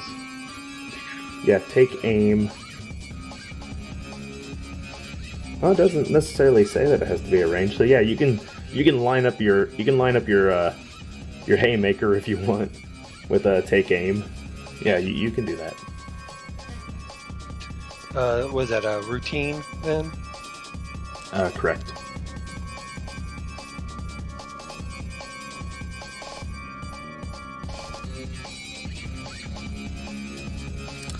That is not a hit. Ooh. Fortune point it. No, well, the fortune points are rolling in now. It's like the dam has been broken.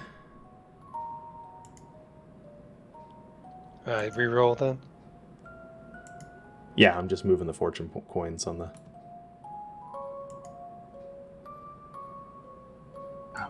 We are so dead.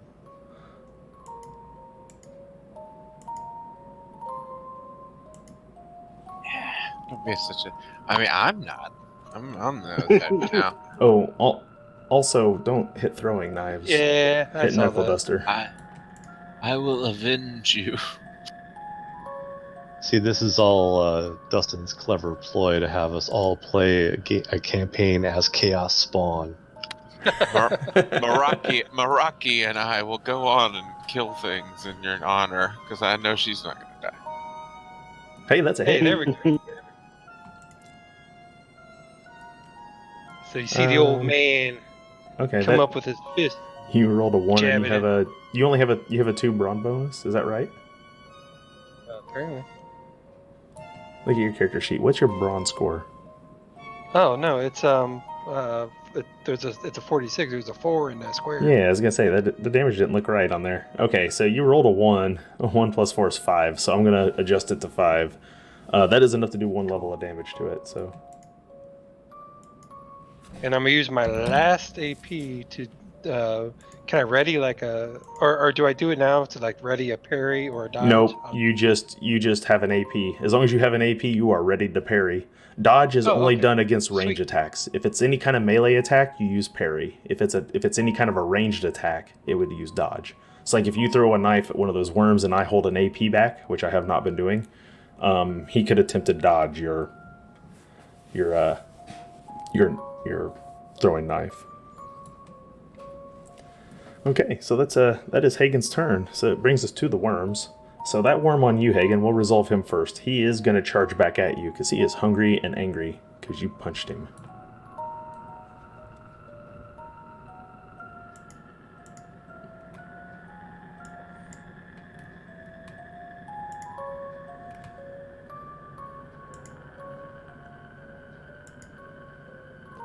And it misses. Ew. It doesn't like missing. It's going to spend a fortune point. Misfortune. What have we done? Misfortune. It goes away after that, at least. That is true. Does it go back to us? No, Nope. it's not. It's just gone forever. There are some systems. Oh, that he do the still back and missed. forth thing. This is where I was jokingly saying the prostitute is like the best profession in the world, because you can get 2 fortune points per person that you basically in the party that you agree to sleep with every day. So you can generate just unlimited fortune points. Are you kidding me? If you roll prostitute as a So profession, broken and it's gross. called the full Monty, and you can give yourself and the person that you get lucky with a fortune point every day. Well- Oh my gosh. Well, buddy, you read my backstory, so that's. but you don't probably have the gonna be profession, so it doesn't It's count. going to be the next one I get, probably.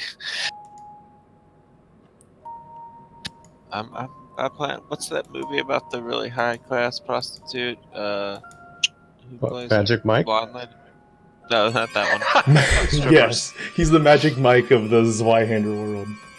Alright, so that resolves that worm. He doesn't have anything left he can do. There's another worm that's currently in Meraki's face, so it's going to take its bite attack at Meraki. It can try. And it does, for 9. What is your... Whatever. You're not wearing armor because you're a Slayer. So, Yep. what is But your... I still have an AP to parry. Oh, you do? That's right. So go ahead and make your parry roll and see if you successfully parry. Let me find it. For those of you at home, there's... Ooh, that is not a parry. Would you like to fortune point the parry? Yikes! No, I'm good. Okay. For 9, look at your damage threshold and see how many of those boxes it beats. 9 should probably only beat the first one. I can't imagine it'll just beat the one. second one. So you take 1 level of damage, so you go from unharmed to lightly wounded. Moderately, seriously, or grievously wounded, if you hit those levels, you have to start rolling for injury to see if there's an injury or not. So you're cool for right now. The other worm that is inside, it's going to take 1 AP to go ahead and climb. Well, no, it won't. It's going to spend its AP to start eating the host that's dead. It's hungry, so it's going to latch on, because it can't get to Nigel. Nigel's in the back room, and Zelina's not in range technically yet because it does not have a reach weapon. So it's just going to chomp down on this guy's stomach and start continuing to eat it. So that's going to be that worm's turn. And that'll bring us to Nigel. Nigel, you found your sword. Your trusty sword. Excellent. All right, I'm gonna scamper my way back into the other room, spending all my AP on maneuvering, leaving me with 1 point left to maybe make an attack, I guess. Yeah. Yep. You just can't do the charge maneuver because you have to spend an extra AP for every movement action. So you wouldn't be able to charge, but you would be able to move and attack. Okay. That would be all 3 AP with nothing left. Yeah, no bonuses for a charge, but I'm making a standard attack. Correct. And you're pretty good with the old combat, so... Hey, look at that. All right. Hey, now look at that. See, your damage rolled a 6. So you get to roll another... you get to roll another d6 and add it in. And there's a note there that says I get to add a chaos die when determining injury, but I haven't injured it yet, have I? Actually, you rolled a 1. You didn't roll a 6.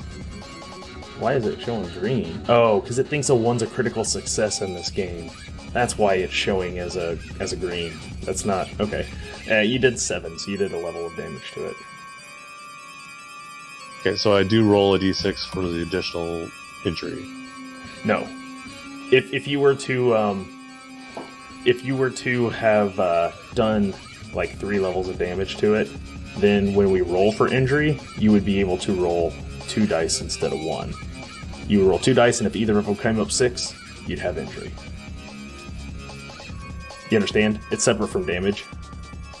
No, I get that part. Okay. What I'm saying is, Yeah. the mortuary sword has an ability. Yeah. Whenever you do enough damage that you can roll for injury, instead of rolling 1 chaos die to see if it comes up 6, you roll 2. And if either of those come up 6, you now do an injury. So you have twice the chance to do an injury to somebody if you hit them good enough with it. You see what I'm saying? So I've done damage, but not an injury. Not enough to do an injury. Correct. Okay.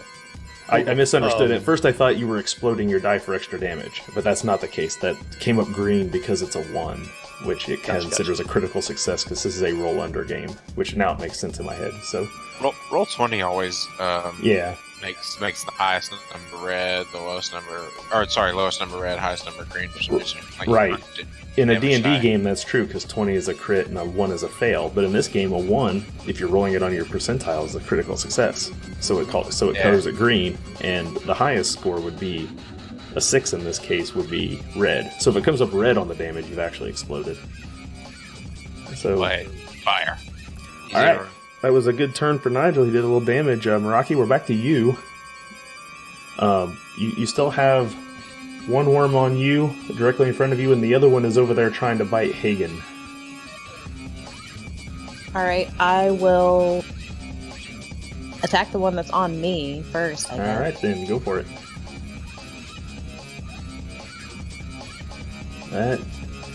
Your first attack hits for 8, so that'll be another level of damage to it.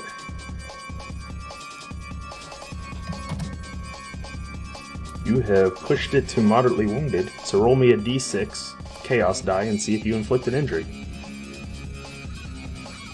No, you do not. Alright, so that's 1 AP. What would you like to do with your other AP?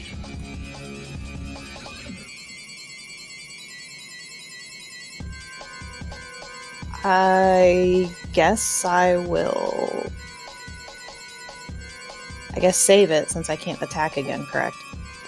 You can attempt a perilous stunt, or you can attempt a special action, which is things like litany of hatred, inspiring words, subdue,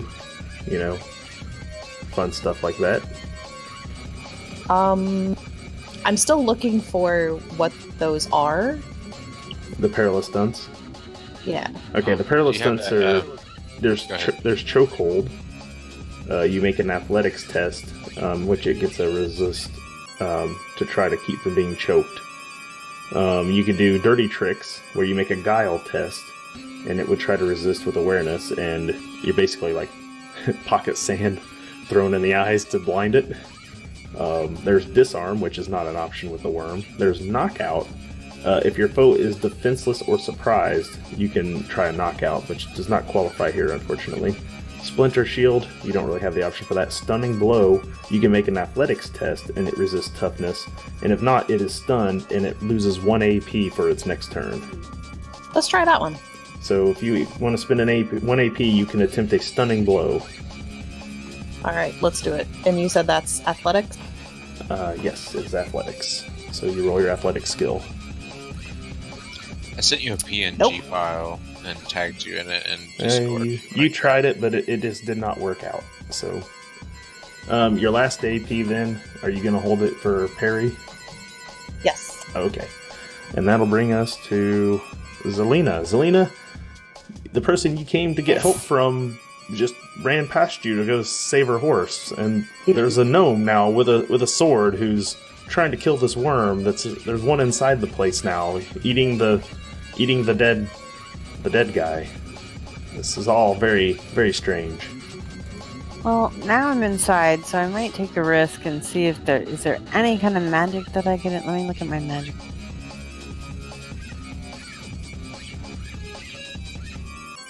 I can tell you this much. Cack-handed grasp is not going to help you right now. No! I don't think I have anything that's going to help me right now. I mean, you could do... Is there any kind of weapon or sharp anything in the room that I can grab? This is an artisan's area. There's all kinds of tools and stuff around. I wouldn't consider any of them sharp. But there's bludgeoning. No shame in hiding. There's bludgeoning tools. You can always hide. Says the guy who's hiding and running around right now away from the battle. No shame Yeah, in I hiding. guess since I'm not bleeding out, I guess I'll just hide. Yeah, you're currently not bleeding to death, but Alright, so you'll take cover. So you're going to spend your AP to take cover. So you get inside the shop and you find a corner over behind a bench where you can... You duck down there behind it and try to keep yourself from being any more seen than you are. If you don't have any other real actions you want to take at this point combat-wise, we'll go ahead and move on to Nadia. You've got hold of Elmer's rein. He's still pretty upset with everything that's going on. You can assume he must have failed his peril check. Yeah, he did. So I want to try and calm him again. Alright, go ahead and make your animal handle. Well, you cannot get this horse, you can't get the horse calm, so you're going to have to try that coordinate, or you're going to spend a fortune point to try again. No, I won't do that. So I'm thinking now maybe the best chance to get him to calm down would be to take care of the threat. Okay. So I want to I had to use one to move towards and then attack. Do you want to shoot them with your bow, or do you want to attack them with your spear? I think I know which one I would take. Shoot it with a bow. I want to shoot. Okay, so you take a step back, as you can. Your horse isn't that close to him at this point. You're at range, so go ahead and cock. You have to take a load action, because you're using a longbow. So load would vary, so that would be 1 AP, because you're just loading your... You have a hunter's bow, right? Yeah, so you load your hunter's bow, it'll be 1 AP, and then 1 AP to shoot.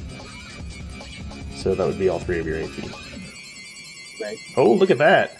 That's what we call a critical fail. Woo! So anytime you roll doubles in Zweihander, it's critical. But if you roll doubles that are above your rating, it's a critical fail.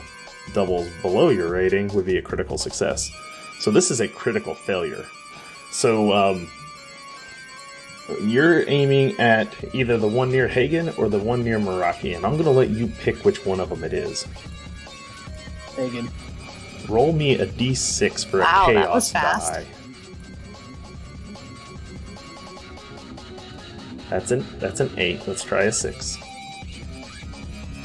So the fact that you rolled an 8, I should take it. Okay. You were fortunate you do not hit Hagen. Aw, I mean, yay.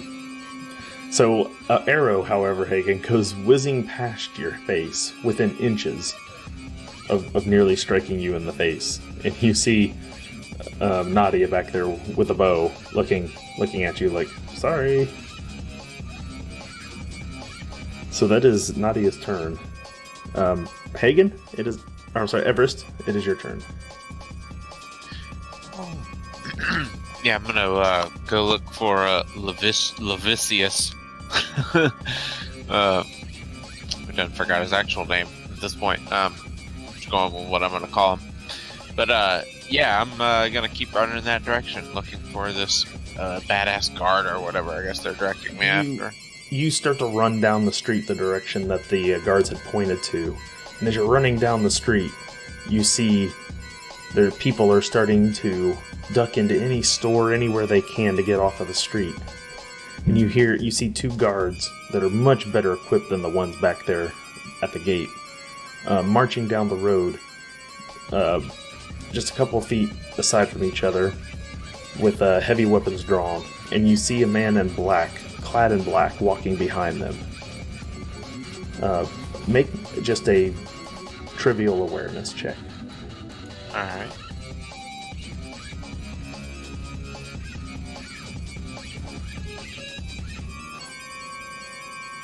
Hey, that's a critical success. You can easily pick out that this man is a Plague Doctor. Make a rumor check as well at that's standard.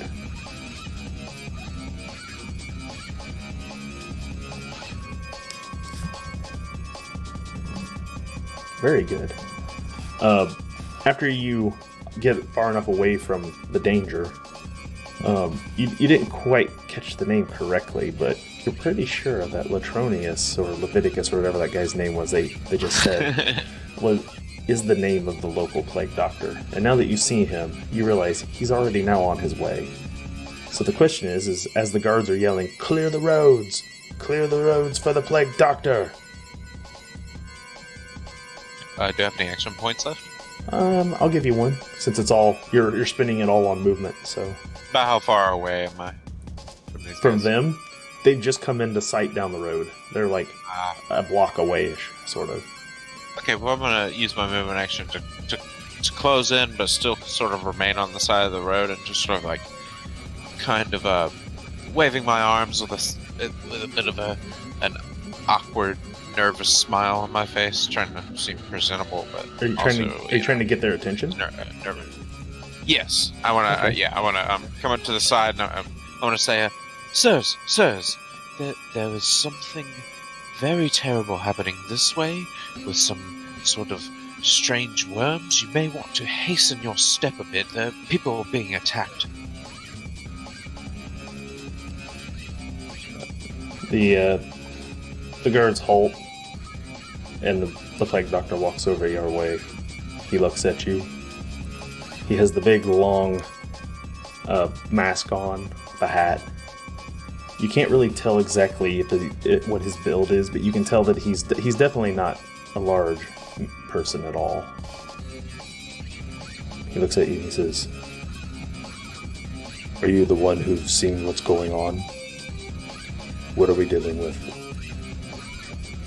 Is this mask of yours, like, sexual in nature? Or why do you wear it? I'm just curious. It's quite fashionable. As he gets closer to you, you catch a whiff of, like, a potpourri sort of smell that seems to emanate from him as you get a little closer to him. I realize I'm talking about something that's unimportant at this point and stop myself and I go, oh, my apologies. Yes, I was just shopping and this man came in town, was injured, and apparently these worms were popping out of his side and his head and his anus and all these other sorts of crazy places, and I just hid like any normal person would of highborn status, and I decided to come and find an official. You will come with me. Sure. Will there be cake? He says no more, and him and the guards begin to walk down the street towards the West Market where you came from. One of the guards kind of looks at you like, "Are you coming along peacefully, or do I have to drag you?" What are you talking about? I'm just trying to warn you of this imminent attack out at the front. I'm doing my civic duty, sir. The guard walks over to you. By order of Letronious, the Plague Doctor, you have been placed under quarantine. You must come with us.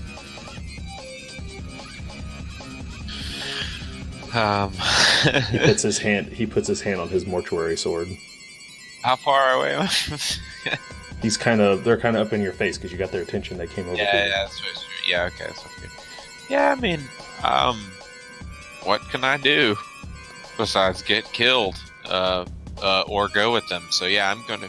I will. Of course, I will come peacefully. I'm a highborn fellow. I do not see any point in violence unless it comes upon me first. So let us go. Nothing to worry about. I remain quite far away from the creatures. Okay. So you hide behind one of the guards. You're walking kind of back there with the Plague Doctor and keeping kind of an arm's distance away from him as well, and begins walking back down the road from where you came. That'll take us to Hagen. Hagen? Every time you step back to throw a knife at these worms, they'll charge at you, and you decide to punch one, and that kind of worked. So what are you going to do now? Oh, I'm going to punch again. But I think what I'm going to try to do first is, hopefully this works, I'm going to try to do a stun it. It's the... You're going to try the perilous stunt? Yes, that. Okay, so go ahead and try your stunning blow. That's 1 AP. You have to make an athletics test. Okay, let's see. That's a success. He has to resist with... What do I resist with? Is it also athletics? Toughness. Let me find the worm sheet here. We'll make a toughness check.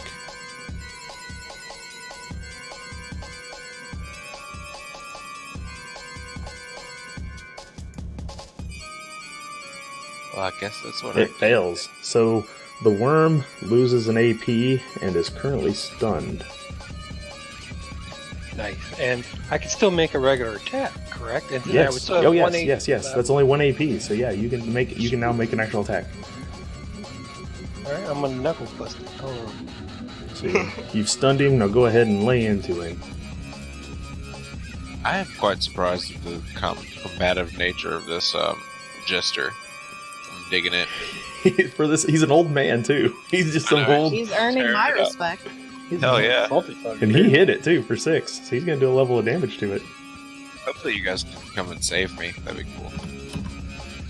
Roll a D6 chaos die and let's see if you do an injury. Now you can only cause moderate injuries, so you can't push it any further than that. You have to roll on the moderate table if you get a 6, and you don't. Okay. Now, if you'd like to spend a fortune point, you can inflict an injury. I think I'm good. Okay, just checking. It's always an option out there, I'm just saying. It is. Alright, so that brings us to the worms. I didn't know you could do that, huh? Something. Yeah, if you hit, you have to hit first. You can automatically spend die and inflict an injury. Mostly because you can also spend it to reroll that 6 and make it automatic. You're pretty much going to do an injury at that point. But, So, the first worm is going to attack Hagen because now it's mad. Is he not stunned? He has 1 less AP, Okay, got you. so he only has 2 AP instead of 3. So, he doesn't have to move to get to you, though. You're already right there, so he's just going to take his bite attack. He just won't have anything to parry with. Okay, he's pissed.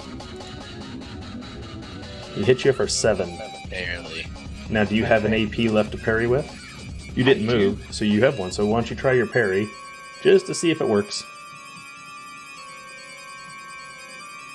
I gotta find it. It's on the Talents and Trappings page, Over HP. right above your damage track. Oh, I got it.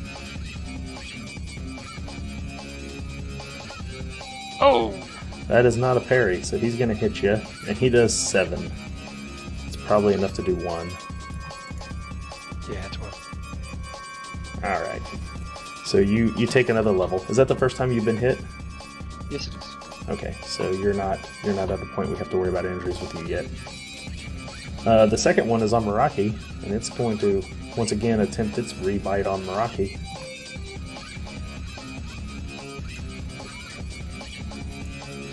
Oh, that's a nasty hit. I'm going to attempt to parry. You better parry this one. You did! Oh, you take no damage because you parry. You got fortunate there. So that worm's not very happy that you parried it, but now there is one worm now inside that just got hit by Nigel, and so he's going to turn and take his attack on Nigel because Zelena's currently hiding, and the worm hasn't noticed Zelena yet.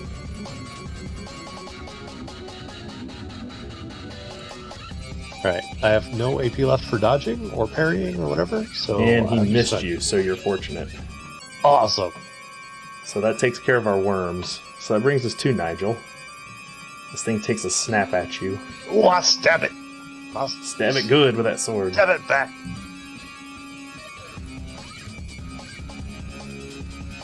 You hit. Go ahead and roll a d6 for that damage.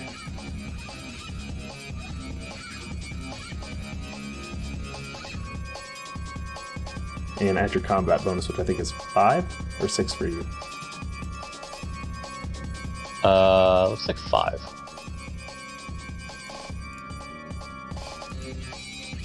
So you do another damage. He's now lightly wounded. Well, lightly, yeah. Lightly injured. Lightly wounded. And that'll take us to... Do you have any other actions you want to take? I think I'm going to save the last bit for parrying. Alright then. So that'll take us to Meraki. Meraki, this worm's snapping at you still. I'm gonna snap back. Hagen seems to have his under control, amazingly enough. So go ahead and take your 2 swings and we'll... Ooh, that's a nice one. So that one does 17. I'll take that first one. We'll take the 17. Well, so your I mean- spear... You take that spear and you hit it good. 17 is... Does that include the extra 6? Or the extra Yes. die? Yeah, if you cursor over the 17, you'll see you get a 5 for your combat bonus, and then you'll see the 6, and then you'll see it's also got a +5 next to it. Whenever you use the actual things I programmed into your Talents and Trappings page, it actually will automatically do the extra damage. The only thing it won't account for is if you get an extra Fury die for something else. Well, that's what I'm talking yes. about for the favorite Oh, enemy. Yeah, no, you have to roll that. Yeah, hit that one too. You have favorite enemy against them now. So yes, roll your extra d6. Okay, 1 second. You're gonna make me. Now this is probably gonna kill it outright. We're probably gonna have to worry about what the injury looks like. Yeah. Okay. So yep, you have killed it outright. Whoop, whoop.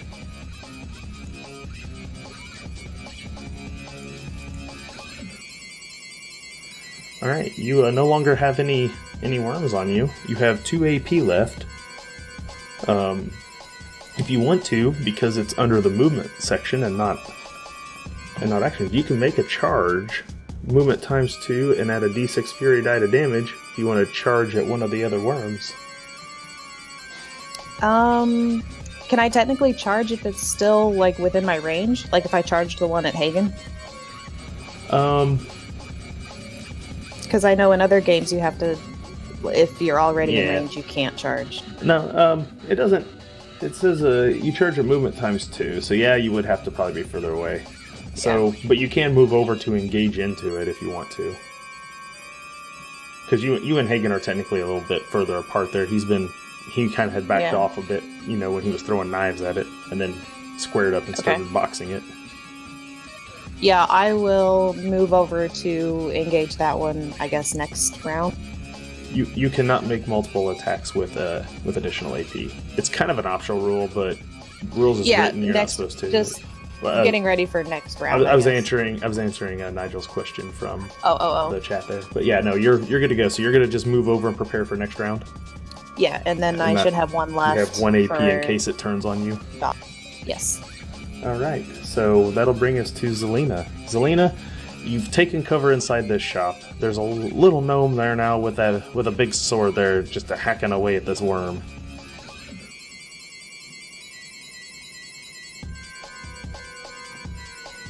So, what would you like to do, Zelina? I think, oh my gosh, maybe, is there anything in the room I can, try to bandage myself up with? I'm gonna fail it, but I don't know. I mean, you probably won't do any more damage to yourself, you'll just fail to get it out of your arm.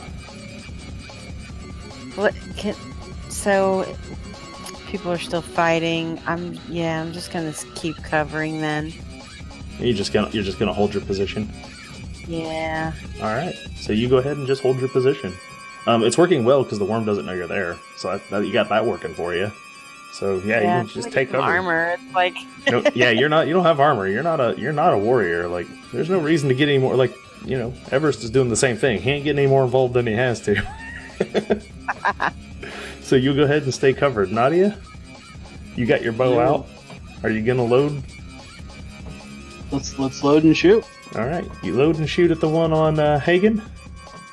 Yep. All right, roll that attack roll.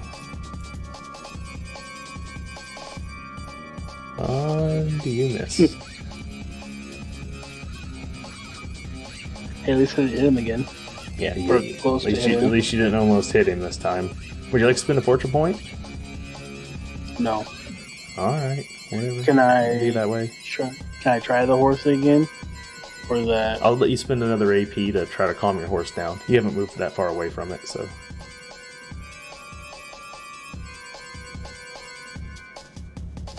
Hey, you finally get Elmer calmed down.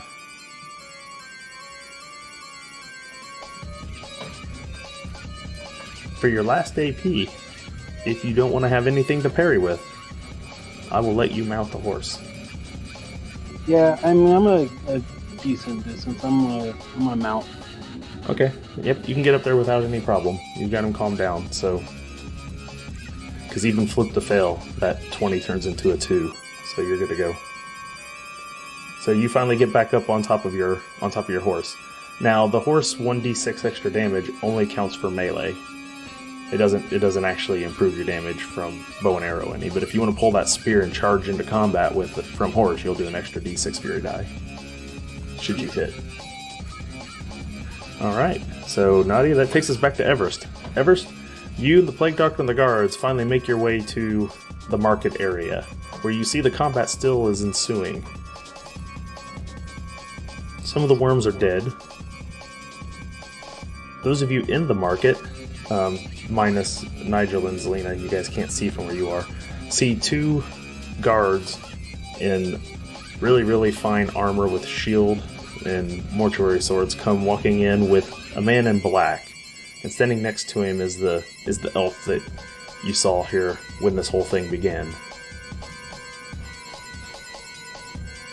The guard says, "By order of the Emperor, clear the roads. Clear the roads for the Plague Doctor." And that takes us to Everest. It's your turn. What would you like to do? Well, I'm in custody, so I'm just gonna stay as much out of line of sight from these worm things as I can, using the guards and the Plague Doctor as body shields.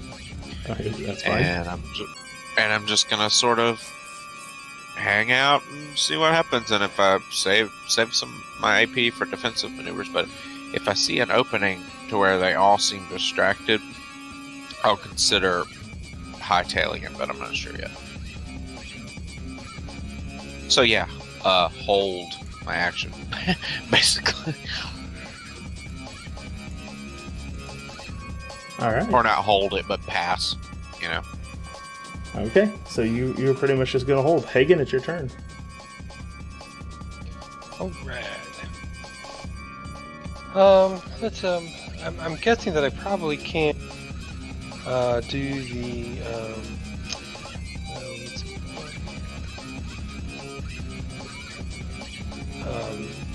take down.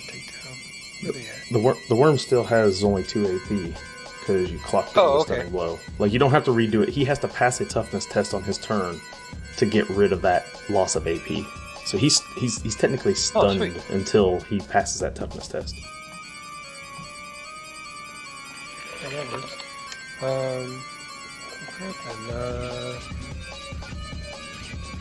That's all I really got to do. If I don't move and I don't do any other action, then do I lose an action? 'Cause I know the one is left over, so I can like dodge or parry or whatever. But if I don't do anything else, do I lose that? Well, yeah, I mean, the AP do not roll over from turn to turn. So you either spend the AP for things this turn, or you just wait till your next turn. Like, Everest has pretty much not taken an actual action in like 2 turns, so it's not like he has like 12 AP to spend now. He just didn't take action. So really, you just need to call cock this worm again. You're up there on it. I wonder if will knockout work on? He's not defenseless. Okay, so that's what I wondered. Alright, amazingly enough, stunning blow just removes an AP. It doesn't leave him defenseless. So I know it seems like it should, but it doesn't. Okay. I have a question about AP. If I were to save 2, would I be able to do 2 defensive maneuvers? Against different attacks, yes. Yeah, that's what. Yeah, you can spend your AP to parry. Each time an attack comes in, if you want to. Okay. So Hagen brings his fist back up and he hits the worm again, or at least tries. That's a miss. You want fortune point it? Our GM is hungry for those points, y'all. How many are left? I don't see the fortune point change. You guys have 4, I have 2. Let's do it. Well, he's also used one.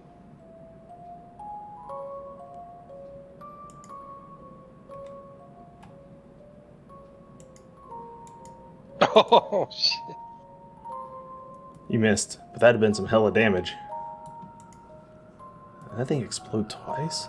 Yeah, it looks like it did. It exploded twice. Oh, if you'd have just hit with that one. Man.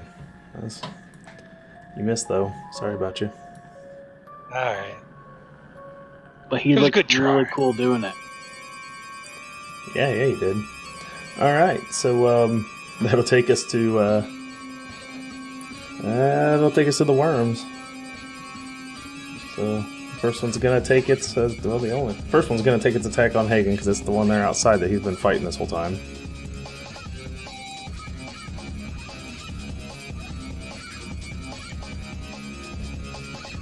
And it hits.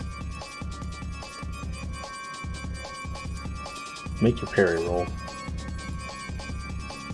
Because I know you saved an AP.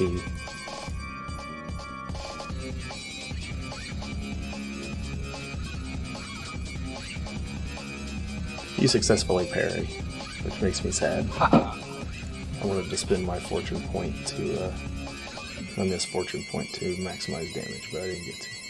So fine. Other worm's gonna attack Nigel. Yay! And he hits. You didn't? Did you have anything left to parry with? I did this time, yeah. Yeah, because that was a separate time from when you came back to the room. So yep, go ahead and make your parry attempt. Right, second here.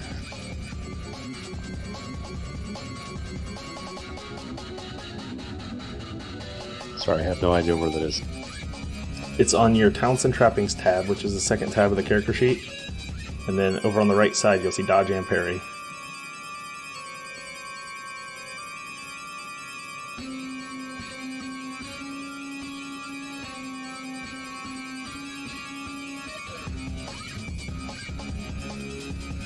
Oh, okay, there we go. Ooh, successfully parried. So you don't take any damage. You don't take any damage from it either. It is now your turn, Nigel. Alright, I'm gonna stab him back. Hit him good.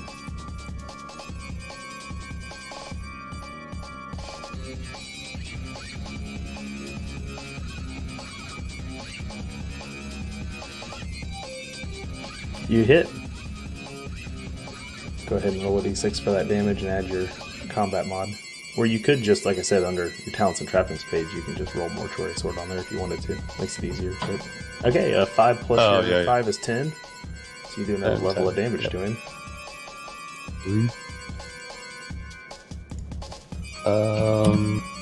Now roll 2d6.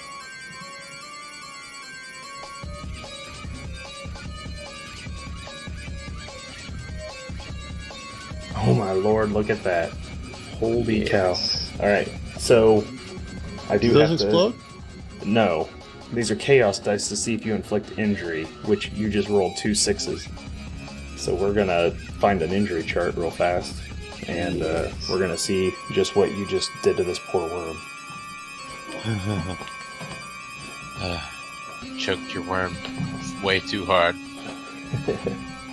True story. Since it injured it. See, he didn't even need my help. I bludgeoned the worm. I beat it senseless. Yeah. Finally, someone else stepping up. With a pig leg. I don't know. Wiener jokes just seem like they come with the territory sometimes. Yeah? Leave it to Stumpy to commence the Rumpy Pumpy. There we go. They do seem to come along in once in a short while. There's terror, disorders. We'll find it in a second. I wish I had brought my phone down here. While I'm looking for this, I'll go ahead and plug it because it came out today. And I highly advise everybody get it, but on Drive-Thru RPG, you can get, for the next, 72 hours... Did you, They're offering a free, Shoshi, did you post your, backstory anywhere? Because I want to read it. Not they're, yet. they're offering free downloads of Zweihander. I'm just curious how you joined the cult. Those are always interesting stories to me. Yeah, I'm still figuring all that out, and I'm not sure, if I want to... I think I want to work with Dustin on that and find out if I can, have him help me with... Yeah, that's a good idea. He said that Okay. he's going to come up I with the need- NPC for my cult leader. Yeah, Awesome. I need a D100 roll from you, Nigel.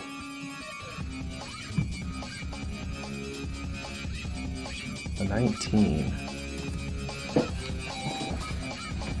19.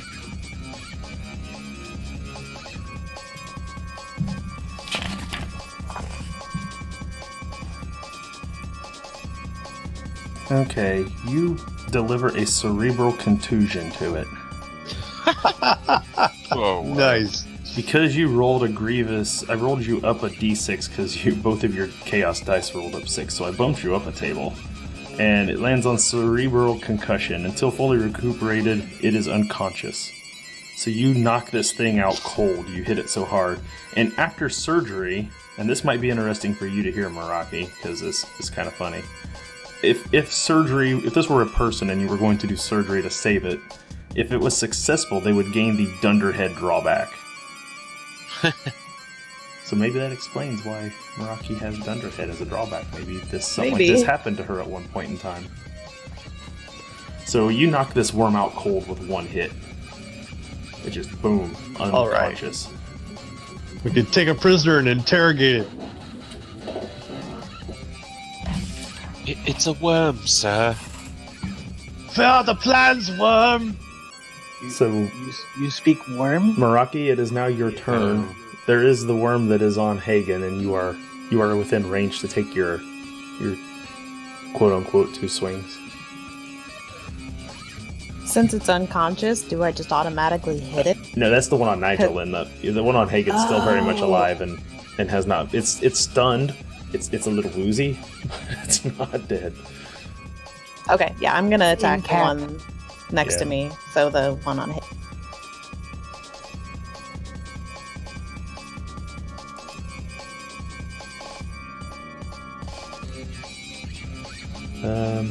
You missed with both. Neither one of those is good enough to hit. Would you like a fortune point? Slayer of worms. Taps vein. Mm, Give me the points. I know you want to. yeah, why not? All right. So let's go ahead. Nope. Y'all got any of them points?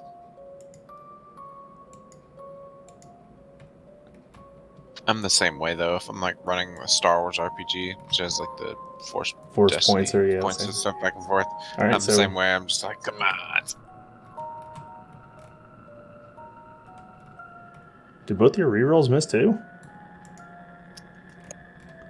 Yes. You just took 4 I attacks mean, and missed with all of them. no. That's impressive.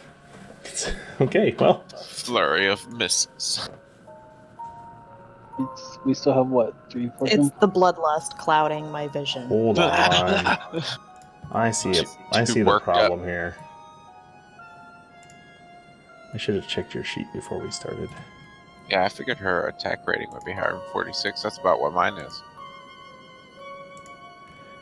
She Oh, picked what's her. wrong? She picked her stuff under rewards and tiers, but she forgot to actually put it on her skills and attributes. Oh. I just filled your dot in pick simple melee. Roll those 2 attacks again. 4 times, right?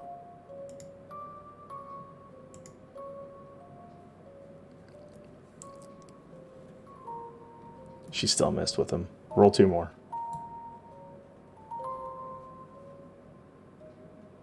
Hey, the 12th attack finally hit.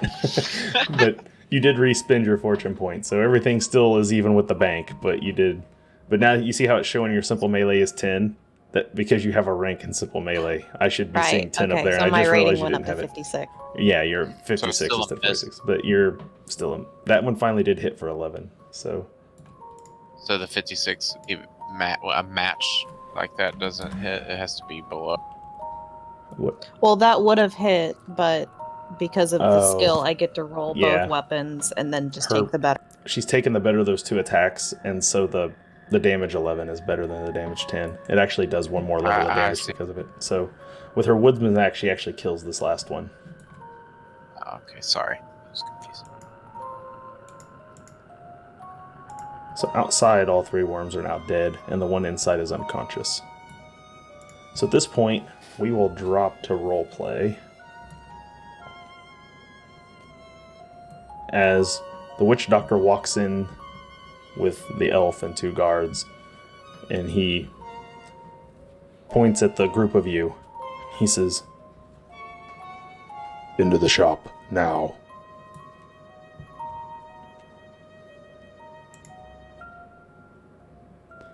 The 2 guards with their pearly armor and their shiny swords. "Go on now, you heard him. Get into the shop. Clear the road for the Plague Doctor." The 3 of you who are outside, that's Hagen, Meraki, and Nadia, you realize he's talking to you. Are you going to go into Nigel's shop? Hagen is going to go in because Hagen happens to have been hit as well. First, describe these worms to me. Well, their head looks exactly like the little tokens on the map. They got kind of like a horn-like kind of face-looking structure to it, and its mouth kind of opens into like 3 little beak-like structures that can open and like kind of snap out at you, so it's like trying to burrow into you. Specifically, I'm looking for trophies. The head is really the only structure that you would be able to take that would be kind of trophy-ish. Okay, So then I take 1. Okay, so you cleave a head off of one.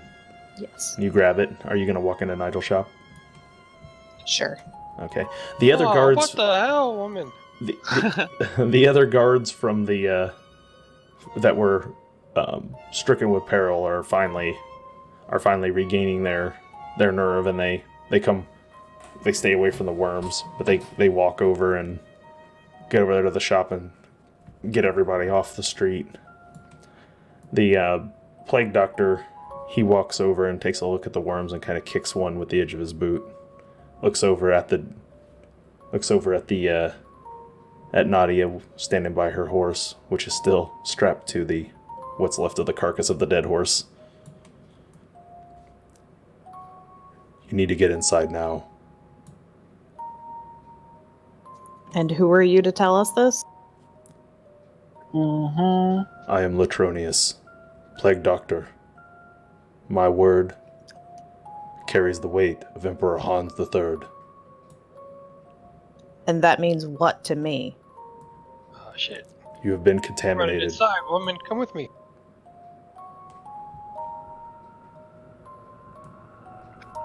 Ma'am, just... I don't like these people any more than you do, but it just seems pertinent that we cooperate.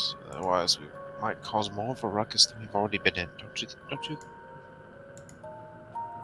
I don't mind the ruckus. I don't mind one either, but just not necessarily. I mean, with these... I'm following, but I'm good with going in. I'm remembering that there's this person that's injured that I need to go find. Okay, so you got your horse tied up now. You get him detached from the dead horse. And you get him tied up. He's got some water. Elmer's drinking. Everything's cool again. You head back inside. You find that your patient has a worm that's erupted out of its mouth, and the rest of its head's missing, and its guts have been spewed all over. And about this time, the guards, once you guys are all in there, the guards close the door. The two watchman guards from the wall stay outside, and the 2 bigger, meaner-looking guards that came with the witch doctor come inside with him.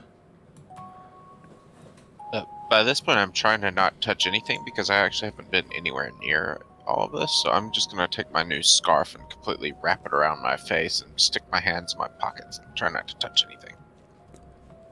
The guard's armor creaks and moans a bit as it stops. The rest of you finally catch a bit of whiff of potpourri as the Plague Doctor walks into the room.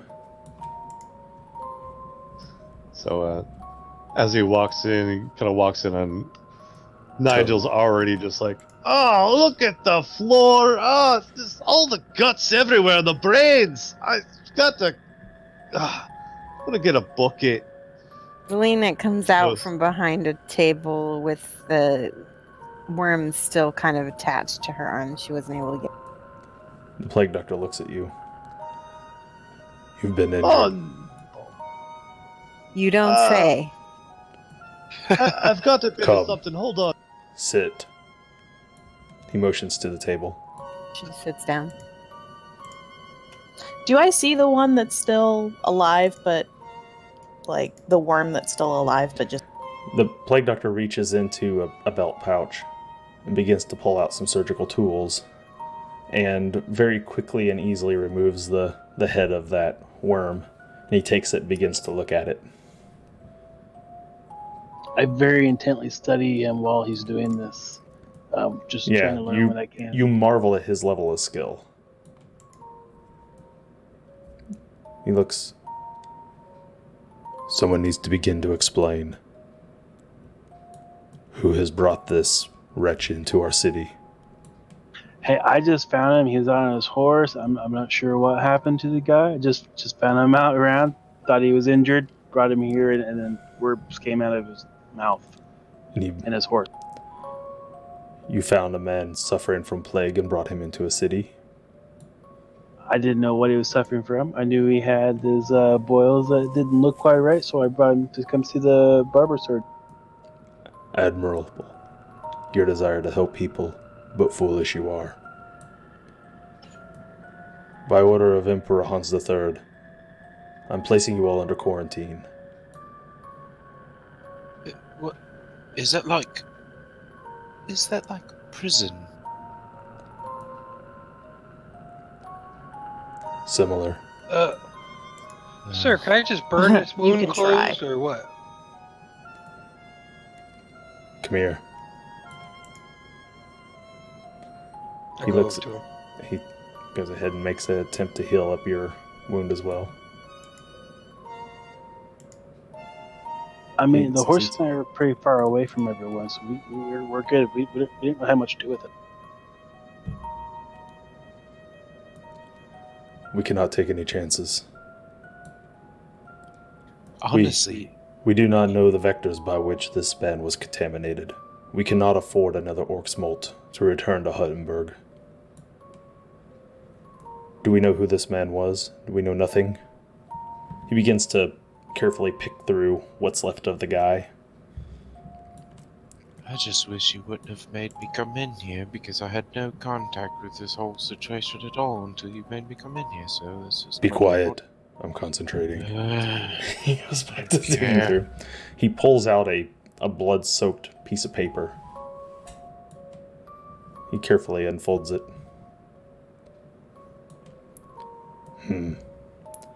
It all makes more sense now.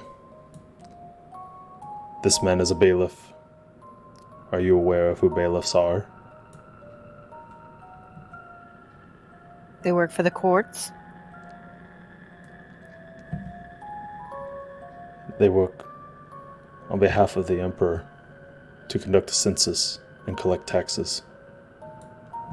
He was on his way from a village called Treefell to the north.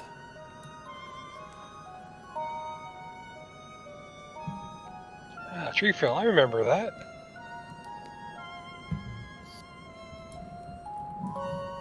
Whatever this worm infestation is, its origins will come from there. Perhaps your contamination can be put to use. Treefell is 3 days' travel north, deep inside the forest of Linovir. Wait a minute, are we going to die of the plague? Perhaps. I don't believe I have it. If you've contracted anything, it'll take a few days before symptoms set on. But I cannot have you in Huttenberg at that time. It is too dangerous. It is within the powers vested in me as a Plague Doctor. I shall charge all of you to go to Treefell, carry out the census, find out what fate has fallen upon that logging community. Should any of you begin to show signs of contamination, that you've contracted this disease, each one of you has authority by Emperor Hans III to put the other to death. My character is gonna point over to. You will not Selena. return home. You will not gather any of your other belongings.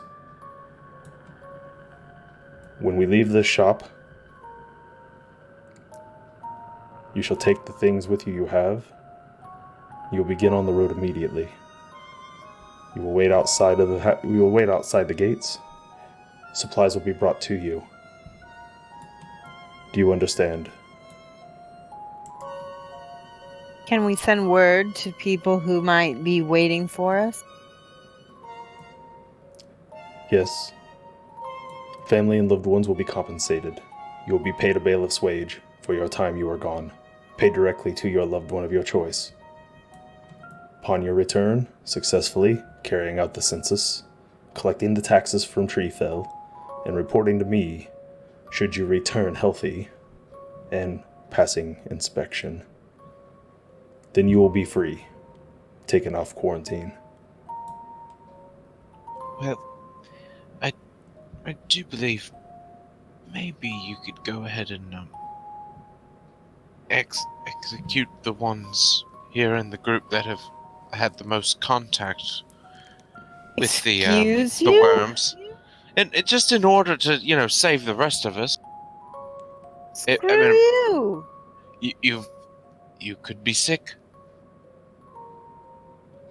I will make plans to meet my god when I'm good and ready.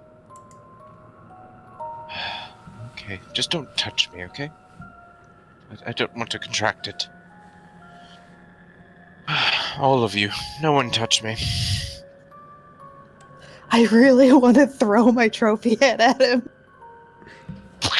Now he's infected. Now you just touch me with grossness. Now you got it. I mean, I'm pretty much covered in the worm blood right now. Just give me a hug, just And now I'm in the club. Right, I think someone just volunteered for cleanup duty. I'm not cleaning up a thing. I suppose we have to do this. So, taxes, census, travel time. Let's not die. Yes, Okay, I think I got it. 3 days north? Shouldn't be a problem. You'll be Alright, supplied well- with horse and cart. Given that I'm the proprietor of this shop, I think it's safe to say that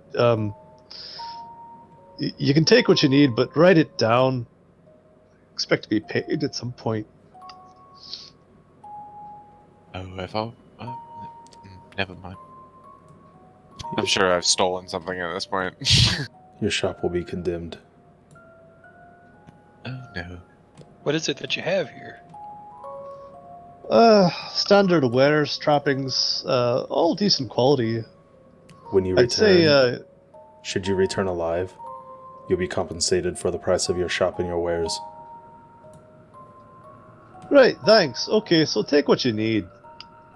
Nothing leaves this shop, except for you and the things you need for the road. The cart will be supplied with standard travel goods. But we must get you out of Huttenberg now. Are you gonna clean up this body while I'm gone? I will handle all specimens. Did he already bandage Zelina up? Yeah, he did a Okay. heal. You whenever a heal check is made upon you, you gain 1 health level back, but you can only have that done 1 time a day, Okay. Well, unless he she's- critically succeeds. Then you can get 2 back, but that didn't happen for either of you. So That's cool. you can also take a drink called laudanum 1 time a day, and it will magic potion heal 1 level back. But if you drink more than one drink of laudanum a day, it actually hurts you. So you can't Yeah. do more than 1 a day. But he doesn't have any laudanum on him at the moment, at least that he's willing to give you.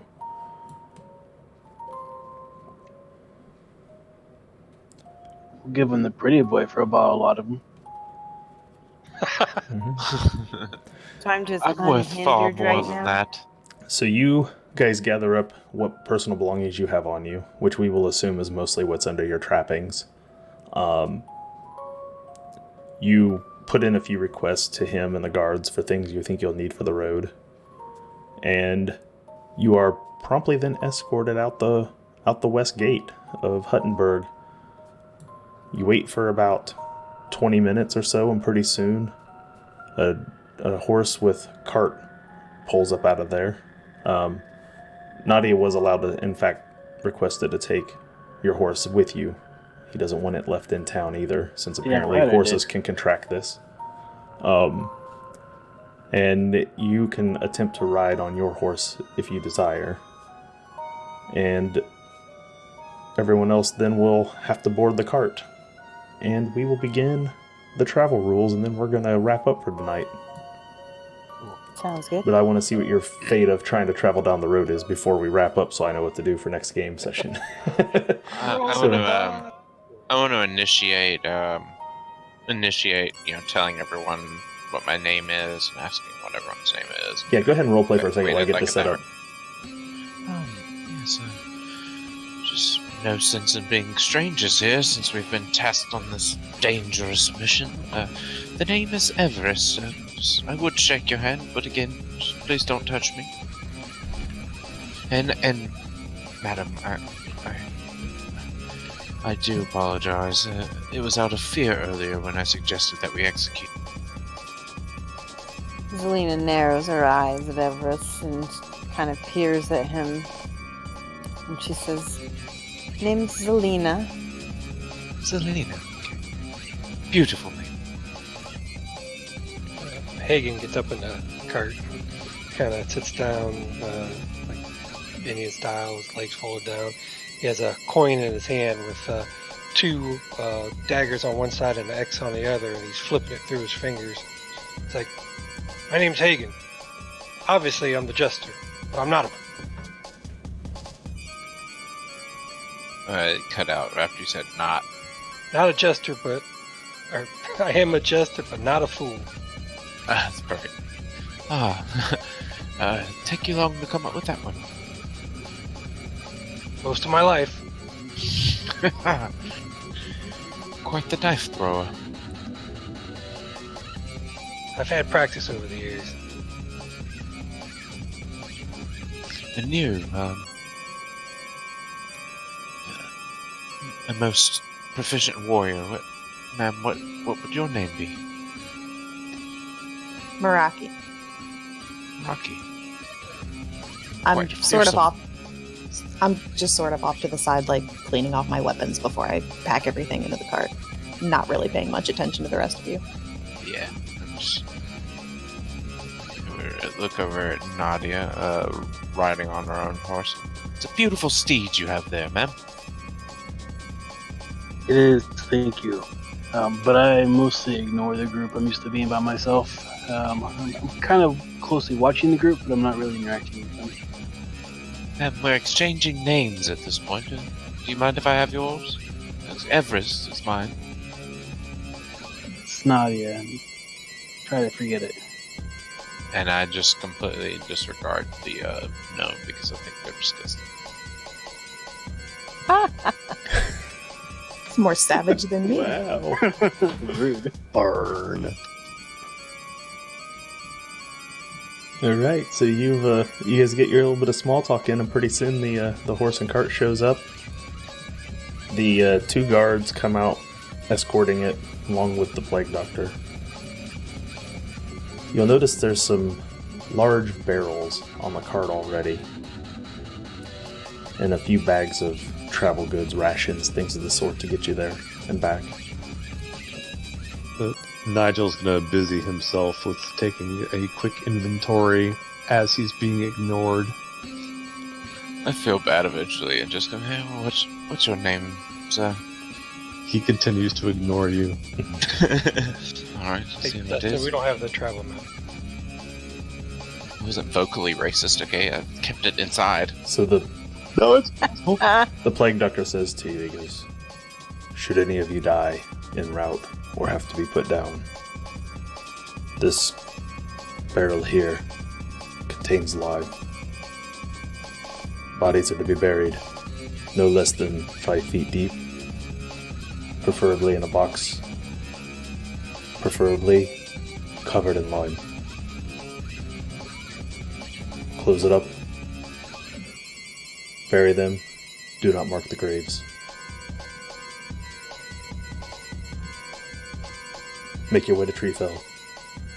Find the origin of this. Slay anything that's contaminated. This is the law and the word of Emperor Hans III. Return to me with the taxes. Return to me with the census of who is still alive. If you do not return, I will assume Treefell is lost. You have 1 week. What was Sorry, the last 2 sentence? weeks. You have 2 weeks.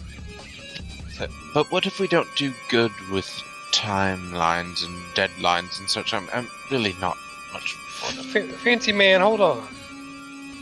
If you What do was not, the old census for this place? Just so we can get a good figure of what left. people have been leaving That's a good Treefell point. for years. There were already few who lived there. I suspect when you arrive, there will be even less.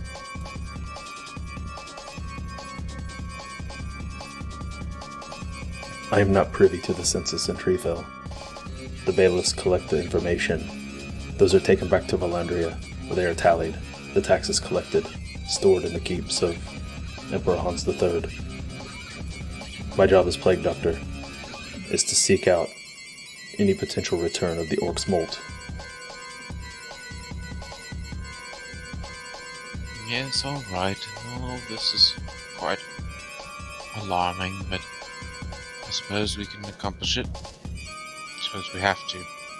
I'm double checking the contents of the cart to make sure that we actually do have lime and shovels and things that are required to do the things he just asked us to do. Yep, it's all there.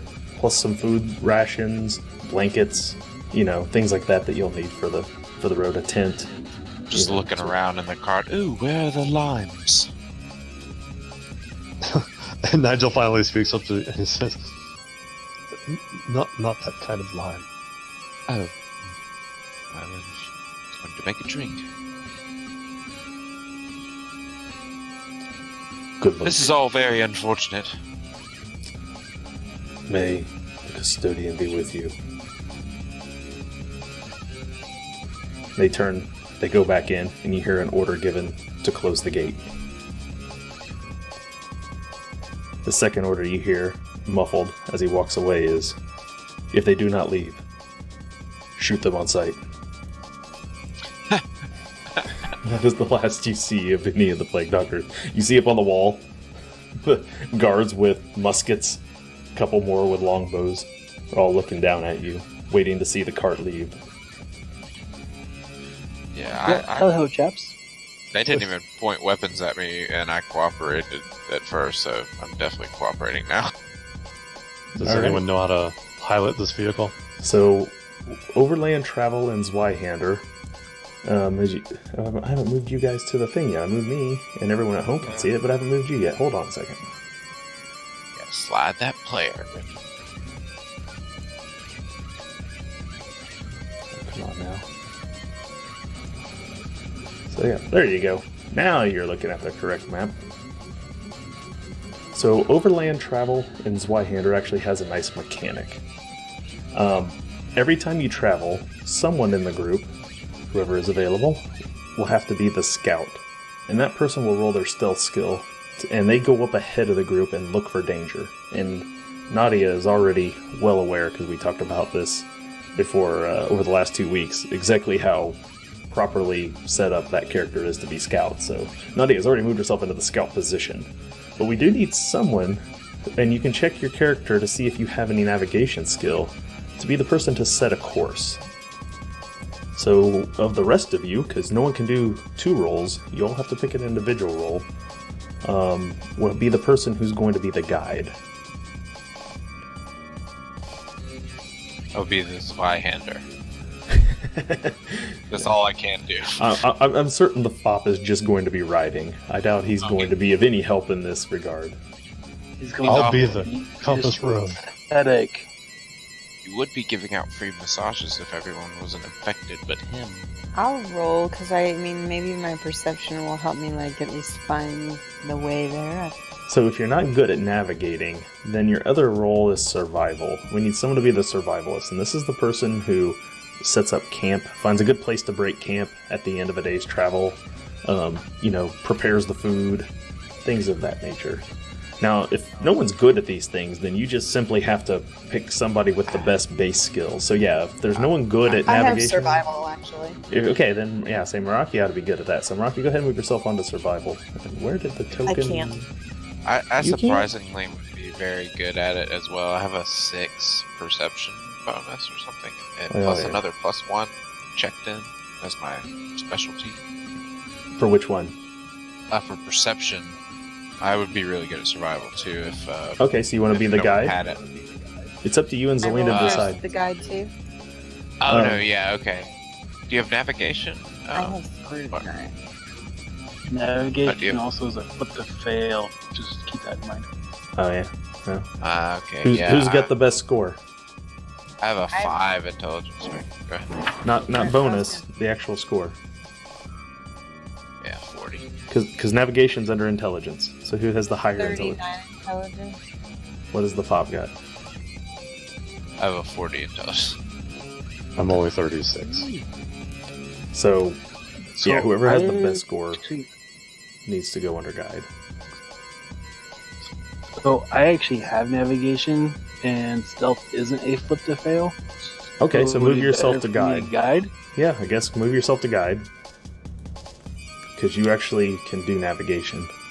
Do any of the rest of you happen to have stealth under Or agility? ability? I don't, but I have a 45 agility. That's a pretty good agility. How about Hagen? Or you're really agile, aren't you, Hagen? Nope. Not really, no. And you don't I'm have only 38. Zelina probably doesn't have stealth either, do you? I only picked 4 of those things, right? Well, you probably got some talents also and some other stuff. There's Yeah. a couple. I didn't pick that one. I didn't think Yeah, you just didn't go heavy on skills, which makes sense for your Slayer anyway. So, all right. Well, in that case, I guess Everest, you're gonna scout ahead. Oh dear. No, we're screwed. I can just get talked into it. I'm like, I suppose I can just shove Okay. my way in through So- a bush or something. The good news is, If I get poison ivy, I'm spreading it around. the Well, first. think about it.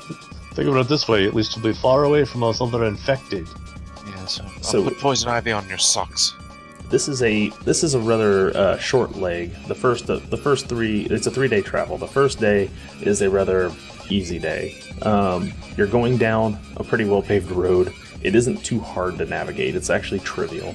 So for the guide, if you want to go ahead and make a trivial navigation roll to not wander off the paved road.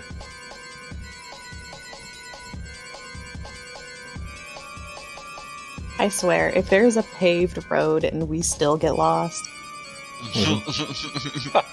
There's Yeah, other paved roads that possible. technically branch off of it at places. Like, Well, that's and he did a fine job navigating. Nice. So the guide has you on the right roads. When you come to some branches off, like he keeps you on the right path. Scout, why don't you sneak up there and make sure there's no dangers? Who knows where this bailiff contracted his... Oh, I forgot the Reeve has to go with you too. And he's super pissed about it. Oh no. Actually, forget Okay. it. We'll just leave the Reeve at home because I forgot to role play him through that whole scene. So All good. that Reeve, he refused to go and got hauled off for execution. So No. it'll just be you guys. I was gonna have him go as someone to help you along the path along the way, and then I forgot to completely role play him. So he just got executed. That's one NPC I just wasted right there. So that one's done. Oh well. That was definitely some motivation factor there. Yeah, he's As we're leaving, we hear, he's getting burned at the stake or something as we speak. So this Plague Doktor does not fuck around. Hey, that's a critical fail on the. We'll do a fortune. Oh, he's gonna spend that fortune point. Might as well. It's the end of the session, right? Reroll that still. At Much least this is better. just a regular fail. Alright, well, we'll keep that in mind. Yeah, we will. Survivalist, Meraki, go ahead and give us your survival roll and see how you do setting up camp. I just want to say for 2 weeks, I'm going to be like eagerly anticipating what the hell me failing this means. It's going to suck. Our camp sucks. Wait, do I have fortune points left? There's one more in the pool. Use it. Use it. Sure. He can't. He has nothing to spend it The on. most fortunate camp ever. Hopefully. Maybe it could be worse. Gotta roll again. Hey, that Oh, is much okay. better. So you do a good job. You get some food prepped because you're good at living out in the, We'll just the say wild. my first roll was the camp was to my liking, but then I reset up camp for you guys. Thank you. That's ogre-like. She had a very primitive camp setup that she's used to, and then realized that wasn't going to work for the fop. So Yeah, she set me up a dirt pile to sleep in with some leaves on it. Was like, that might not work. I'll put a blanket down. all right. So Chrissy's. when we resume, definitely. it is midnight, so we are going to wrap up. When we resume next game, we will continue with the second and third legs of our overland travel. So this is where we will pick up and find out what may have happened that your scout didn't find down the road. Mm-hmm. So, Excellent. We'll just find out how I screwed up. That's a good thing to look forward to. all right. So Hey, we were well rested. So at this point, I am going to. I do have a couple of announcements I need to make. Sorry, quick question. Yeah, go ahead. How does resting to heal work? Like, because I read something about recuperating. Yes. You'll with rest and everything else, you would you'd be able to heal one level, I think, a day. I'll look it up to be sure, but I think you heal basically one health level. Depending on, I think, what level you're at. But you guys should be relatively healed back up at this point. How far down on your damage track are you? I'm only one, but I also have the Die Hard talent, so it should only take a day. I forgot I made this. This will tell me. One time every 24 hours, a heal skill test can heal one health level. Lightly wounded, yeah, we did that already. You need 10 minutes to work. Critical success, yep, that's right. Injuries are healed separately. Nope. Okay. So, yeah. Yeah, I think you can heal up one every 24 hours of like rest, I think. But I'll have to look to see if the natural healing takes longer. I think if you're more seriously wounded, it takes longer. I just wondered. I don't think every health level is treated equal, but since you're not that far down the damage tracks, I think, or you could have Nadia attempt to heal check on you. Nadia does have this heal skill, so. I mean, I didn't actually have any injuries. It was just I was down to imperiled, so. Oh, you were talking. Oh, there's one more thing we got to do before we sign off tonight. I almost forgot. So everyone who took damage, well, everyone who was in the combat, is going to take corruption. You are all going to get 4 corruption. In the middle of your first page of your character sheet, there's a big circle that has your alignment on each side, and in the center there's a circle where you write 4. And I should have handed that out to you at the time it happened, but I didn't. But we're going to do it now, because the last thing you do at the end of every game session as Zweihander is you have to roll to see if you gain a chaos or an order rank. What are we rolling? D what? Give me just a second. I gotta switch our...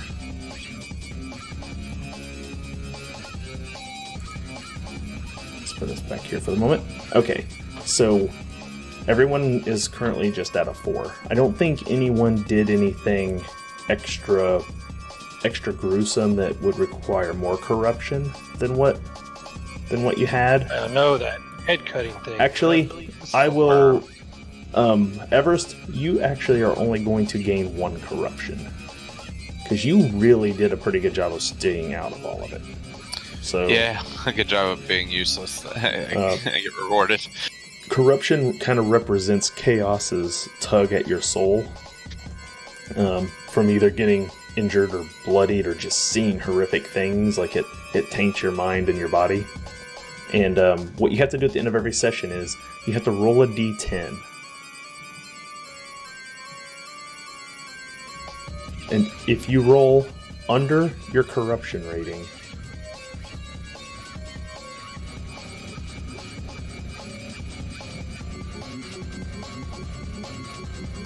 Oops. That was under. She's a cultist anyway. She checks those chaos ranks. All right. So, yeah, you don't get extra corruption because you're slaying things. But like if you were like bathing in the blood of your enemies, it'd be different. But Hey, that's so- fucking next. No, of course Does I wasn't indifference, doing that. affect that at all? In your mind, you Say were, what? sure. Does I mean, I- indifference reduce the number of corruption at all, or read indifference to me. Do you have it in the? yeah? Give me a second. Can you click it under talents and put it on the screen? I think I put everybody's give me a talents in. second. Indifference makes it to where gory scenes and corpses don't bother you. Yeah. So okay. So earlier when you had to roll for the peril, you would have automatically succeeded, and you don't suffer corruption from such scenes.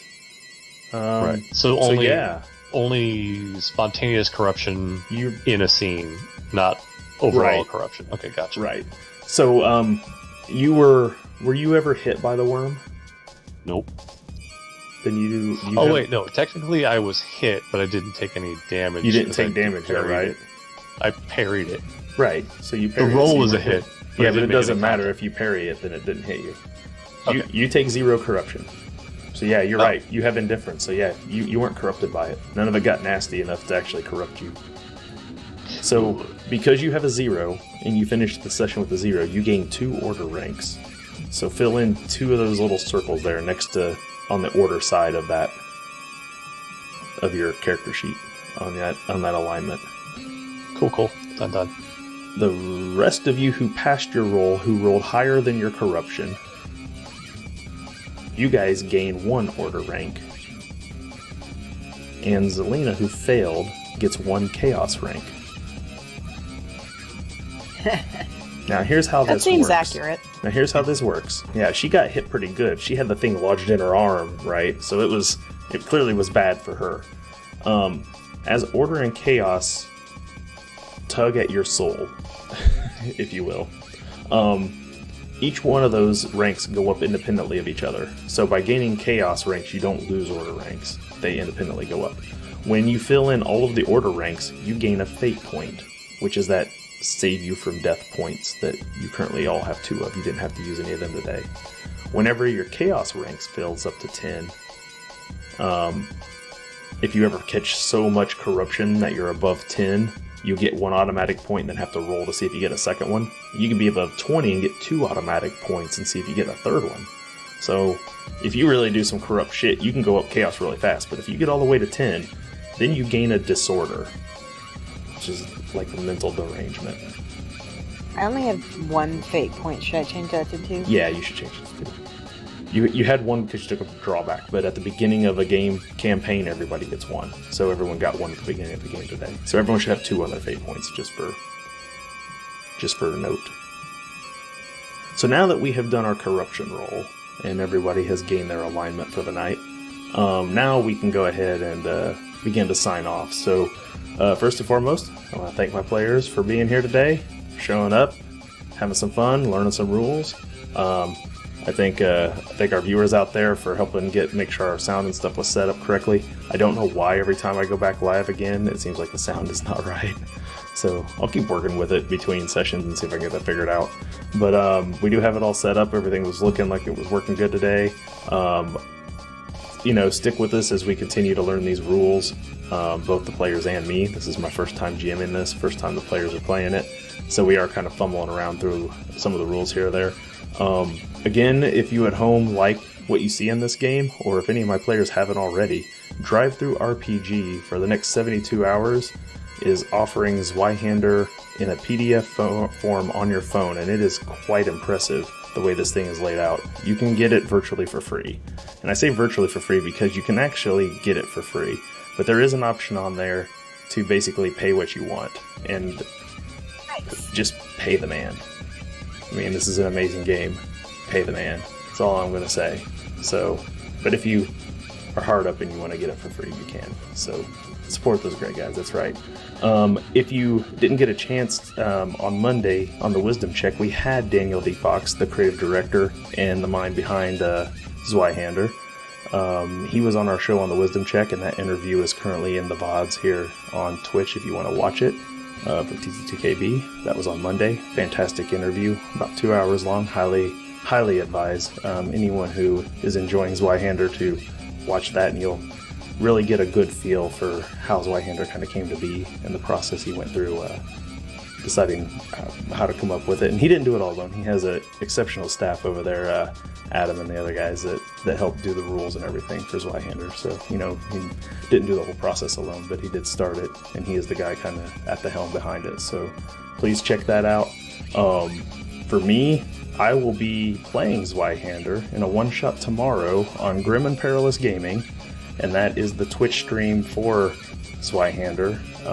It's ran by a friend of our channel, Matt Jowett, and of course Daniel D. Fox is teamed up with him to bring Grim and Perilous Gaming to Twitch. So we do a lot of work with those guys. They're really good guys. We enjoy their company quite a bit and their support. They're hosting us tonight, so we're actually on Grim and Perilous tonight while we were playing. So you can go over there and check them out as well. And I'll be playing a character. We're going to roll characters up, so I'm going through character creation tomorrow. I have no idea what I'm playing. I know what I want to get, but we'll see what I get tomorrow. But you'll find me there tomorrow night. Clearly you want to be an ogre slayer. No. Ogre I don't know if prostitute. he's watching, but I secretly want to be a gnome prostitute. I think that'd be the best. I want to be the most powerful class in the game. Awesome. I just want to walk onto the screen and be like, once you go gnome, you never go home. So And hold just- on. Too bad your sexual services don't count as trappings, because then you could sell them for 3 times as much as a gnome. That would be awesome. If I got metronome, that'd be the best, Yeah. right? No, Yeah. So who the hell would That's why you need to sexually accessorize. his sex toys sell for 3 times the street value. Oh, No, exactly. Yeah, no, that's But fantastic. so you'll be able to find me there tomorrow. My our Everstorm game, our 5e homebrew adventure that our DM Levi runs for us. We meet on Saturday, but we're actually meeting in person. That game will not be live on stream. We're going to see if there's a way we can record all the action and then broadcast it after the fact. So stay tuned, see what's going on there, and then that'll bring us around to Monday, where we are back on the Wisdom Check 10 p.m. here on TT2KB, where we have guest Cosmo Joe from 66 Studios will be here talking about his walkthrough dungeon, if you will. He's putting together a walkthrough dungeon sort of experience that is going to make its way to conventions and stuff you'll be able to do soon. Plus a lot of other stuff. He does art, does a lot of cool things. So tune in next Monday for me, Jeff, and Cosmo Joe. Do I have any other announcements from any of my other castmates here? Do you guys have anything you want to plug? Thanks for. I was actually just about to ask you didn't plug any Kickstarters, did you? I don't have any Kickstarters to plug. If you have Okay, one, go for well, it. there's one right now. Give me a second. Called Game Board 1, and it is a digital tablet / board that you're going to be able to play like board games and D&D with real minis, virtually, and you can stream, hook it up to your streaming programs and stream through it and all sorts of stuff. It looks amazing. It's on Kickstarter right now. Check it out. It's just called Game Board -1, all one word. Oh, Yeah, looks Great. super cool. Shoshi, do you want to plug yourself? I know you do some streaming. Yep, I stream at Shoshi's Minis, and I teach painting, and actually I'm getting ready to ship out a group order of busts that we're going to be doing. It's kind of like this Cthulhu-esque guy, and he's got an anchor and a big bell, and I'm going to be teaching everybody to paint that. And so that'll be one of my... every year I do a paint-along, and so that's what that's going to be. Well, if you have, I know I told you last time to drop your link in our Twitch chat here anytime you want to, and we had it actually turned off where you couldn't drop URLs. I noticed when I went back and watched it that it, on the bot I went and watched it actually it asked her to get out, but I turned it on, so you can officially drop your link in there if you want to show share while we're doing the outros. I do have a couple other things I need to plug. Last Saturday, I appeared on Notorious DMG for an episode of Beyond the Screen. Me and other DMs from around the Twitchverse got together and talked about games we played in, cool stuff like that. You can find that at Notorious DMG TV. It is currently on VOD. You can watch it there. On last Sunday, I appeared on Smart Gamer Live, which is an MMO video game stream. I was on the Community Town Hall as a special guest. You can find Malice there from my guild Plague, him, Puka, some of the Zaylin, some of the other guys from Live, Smart Gamer Live. They do a Community Town Hall every Sunday, and then on Tuesdays they do MMO Grind, where they have a guest from the video game world.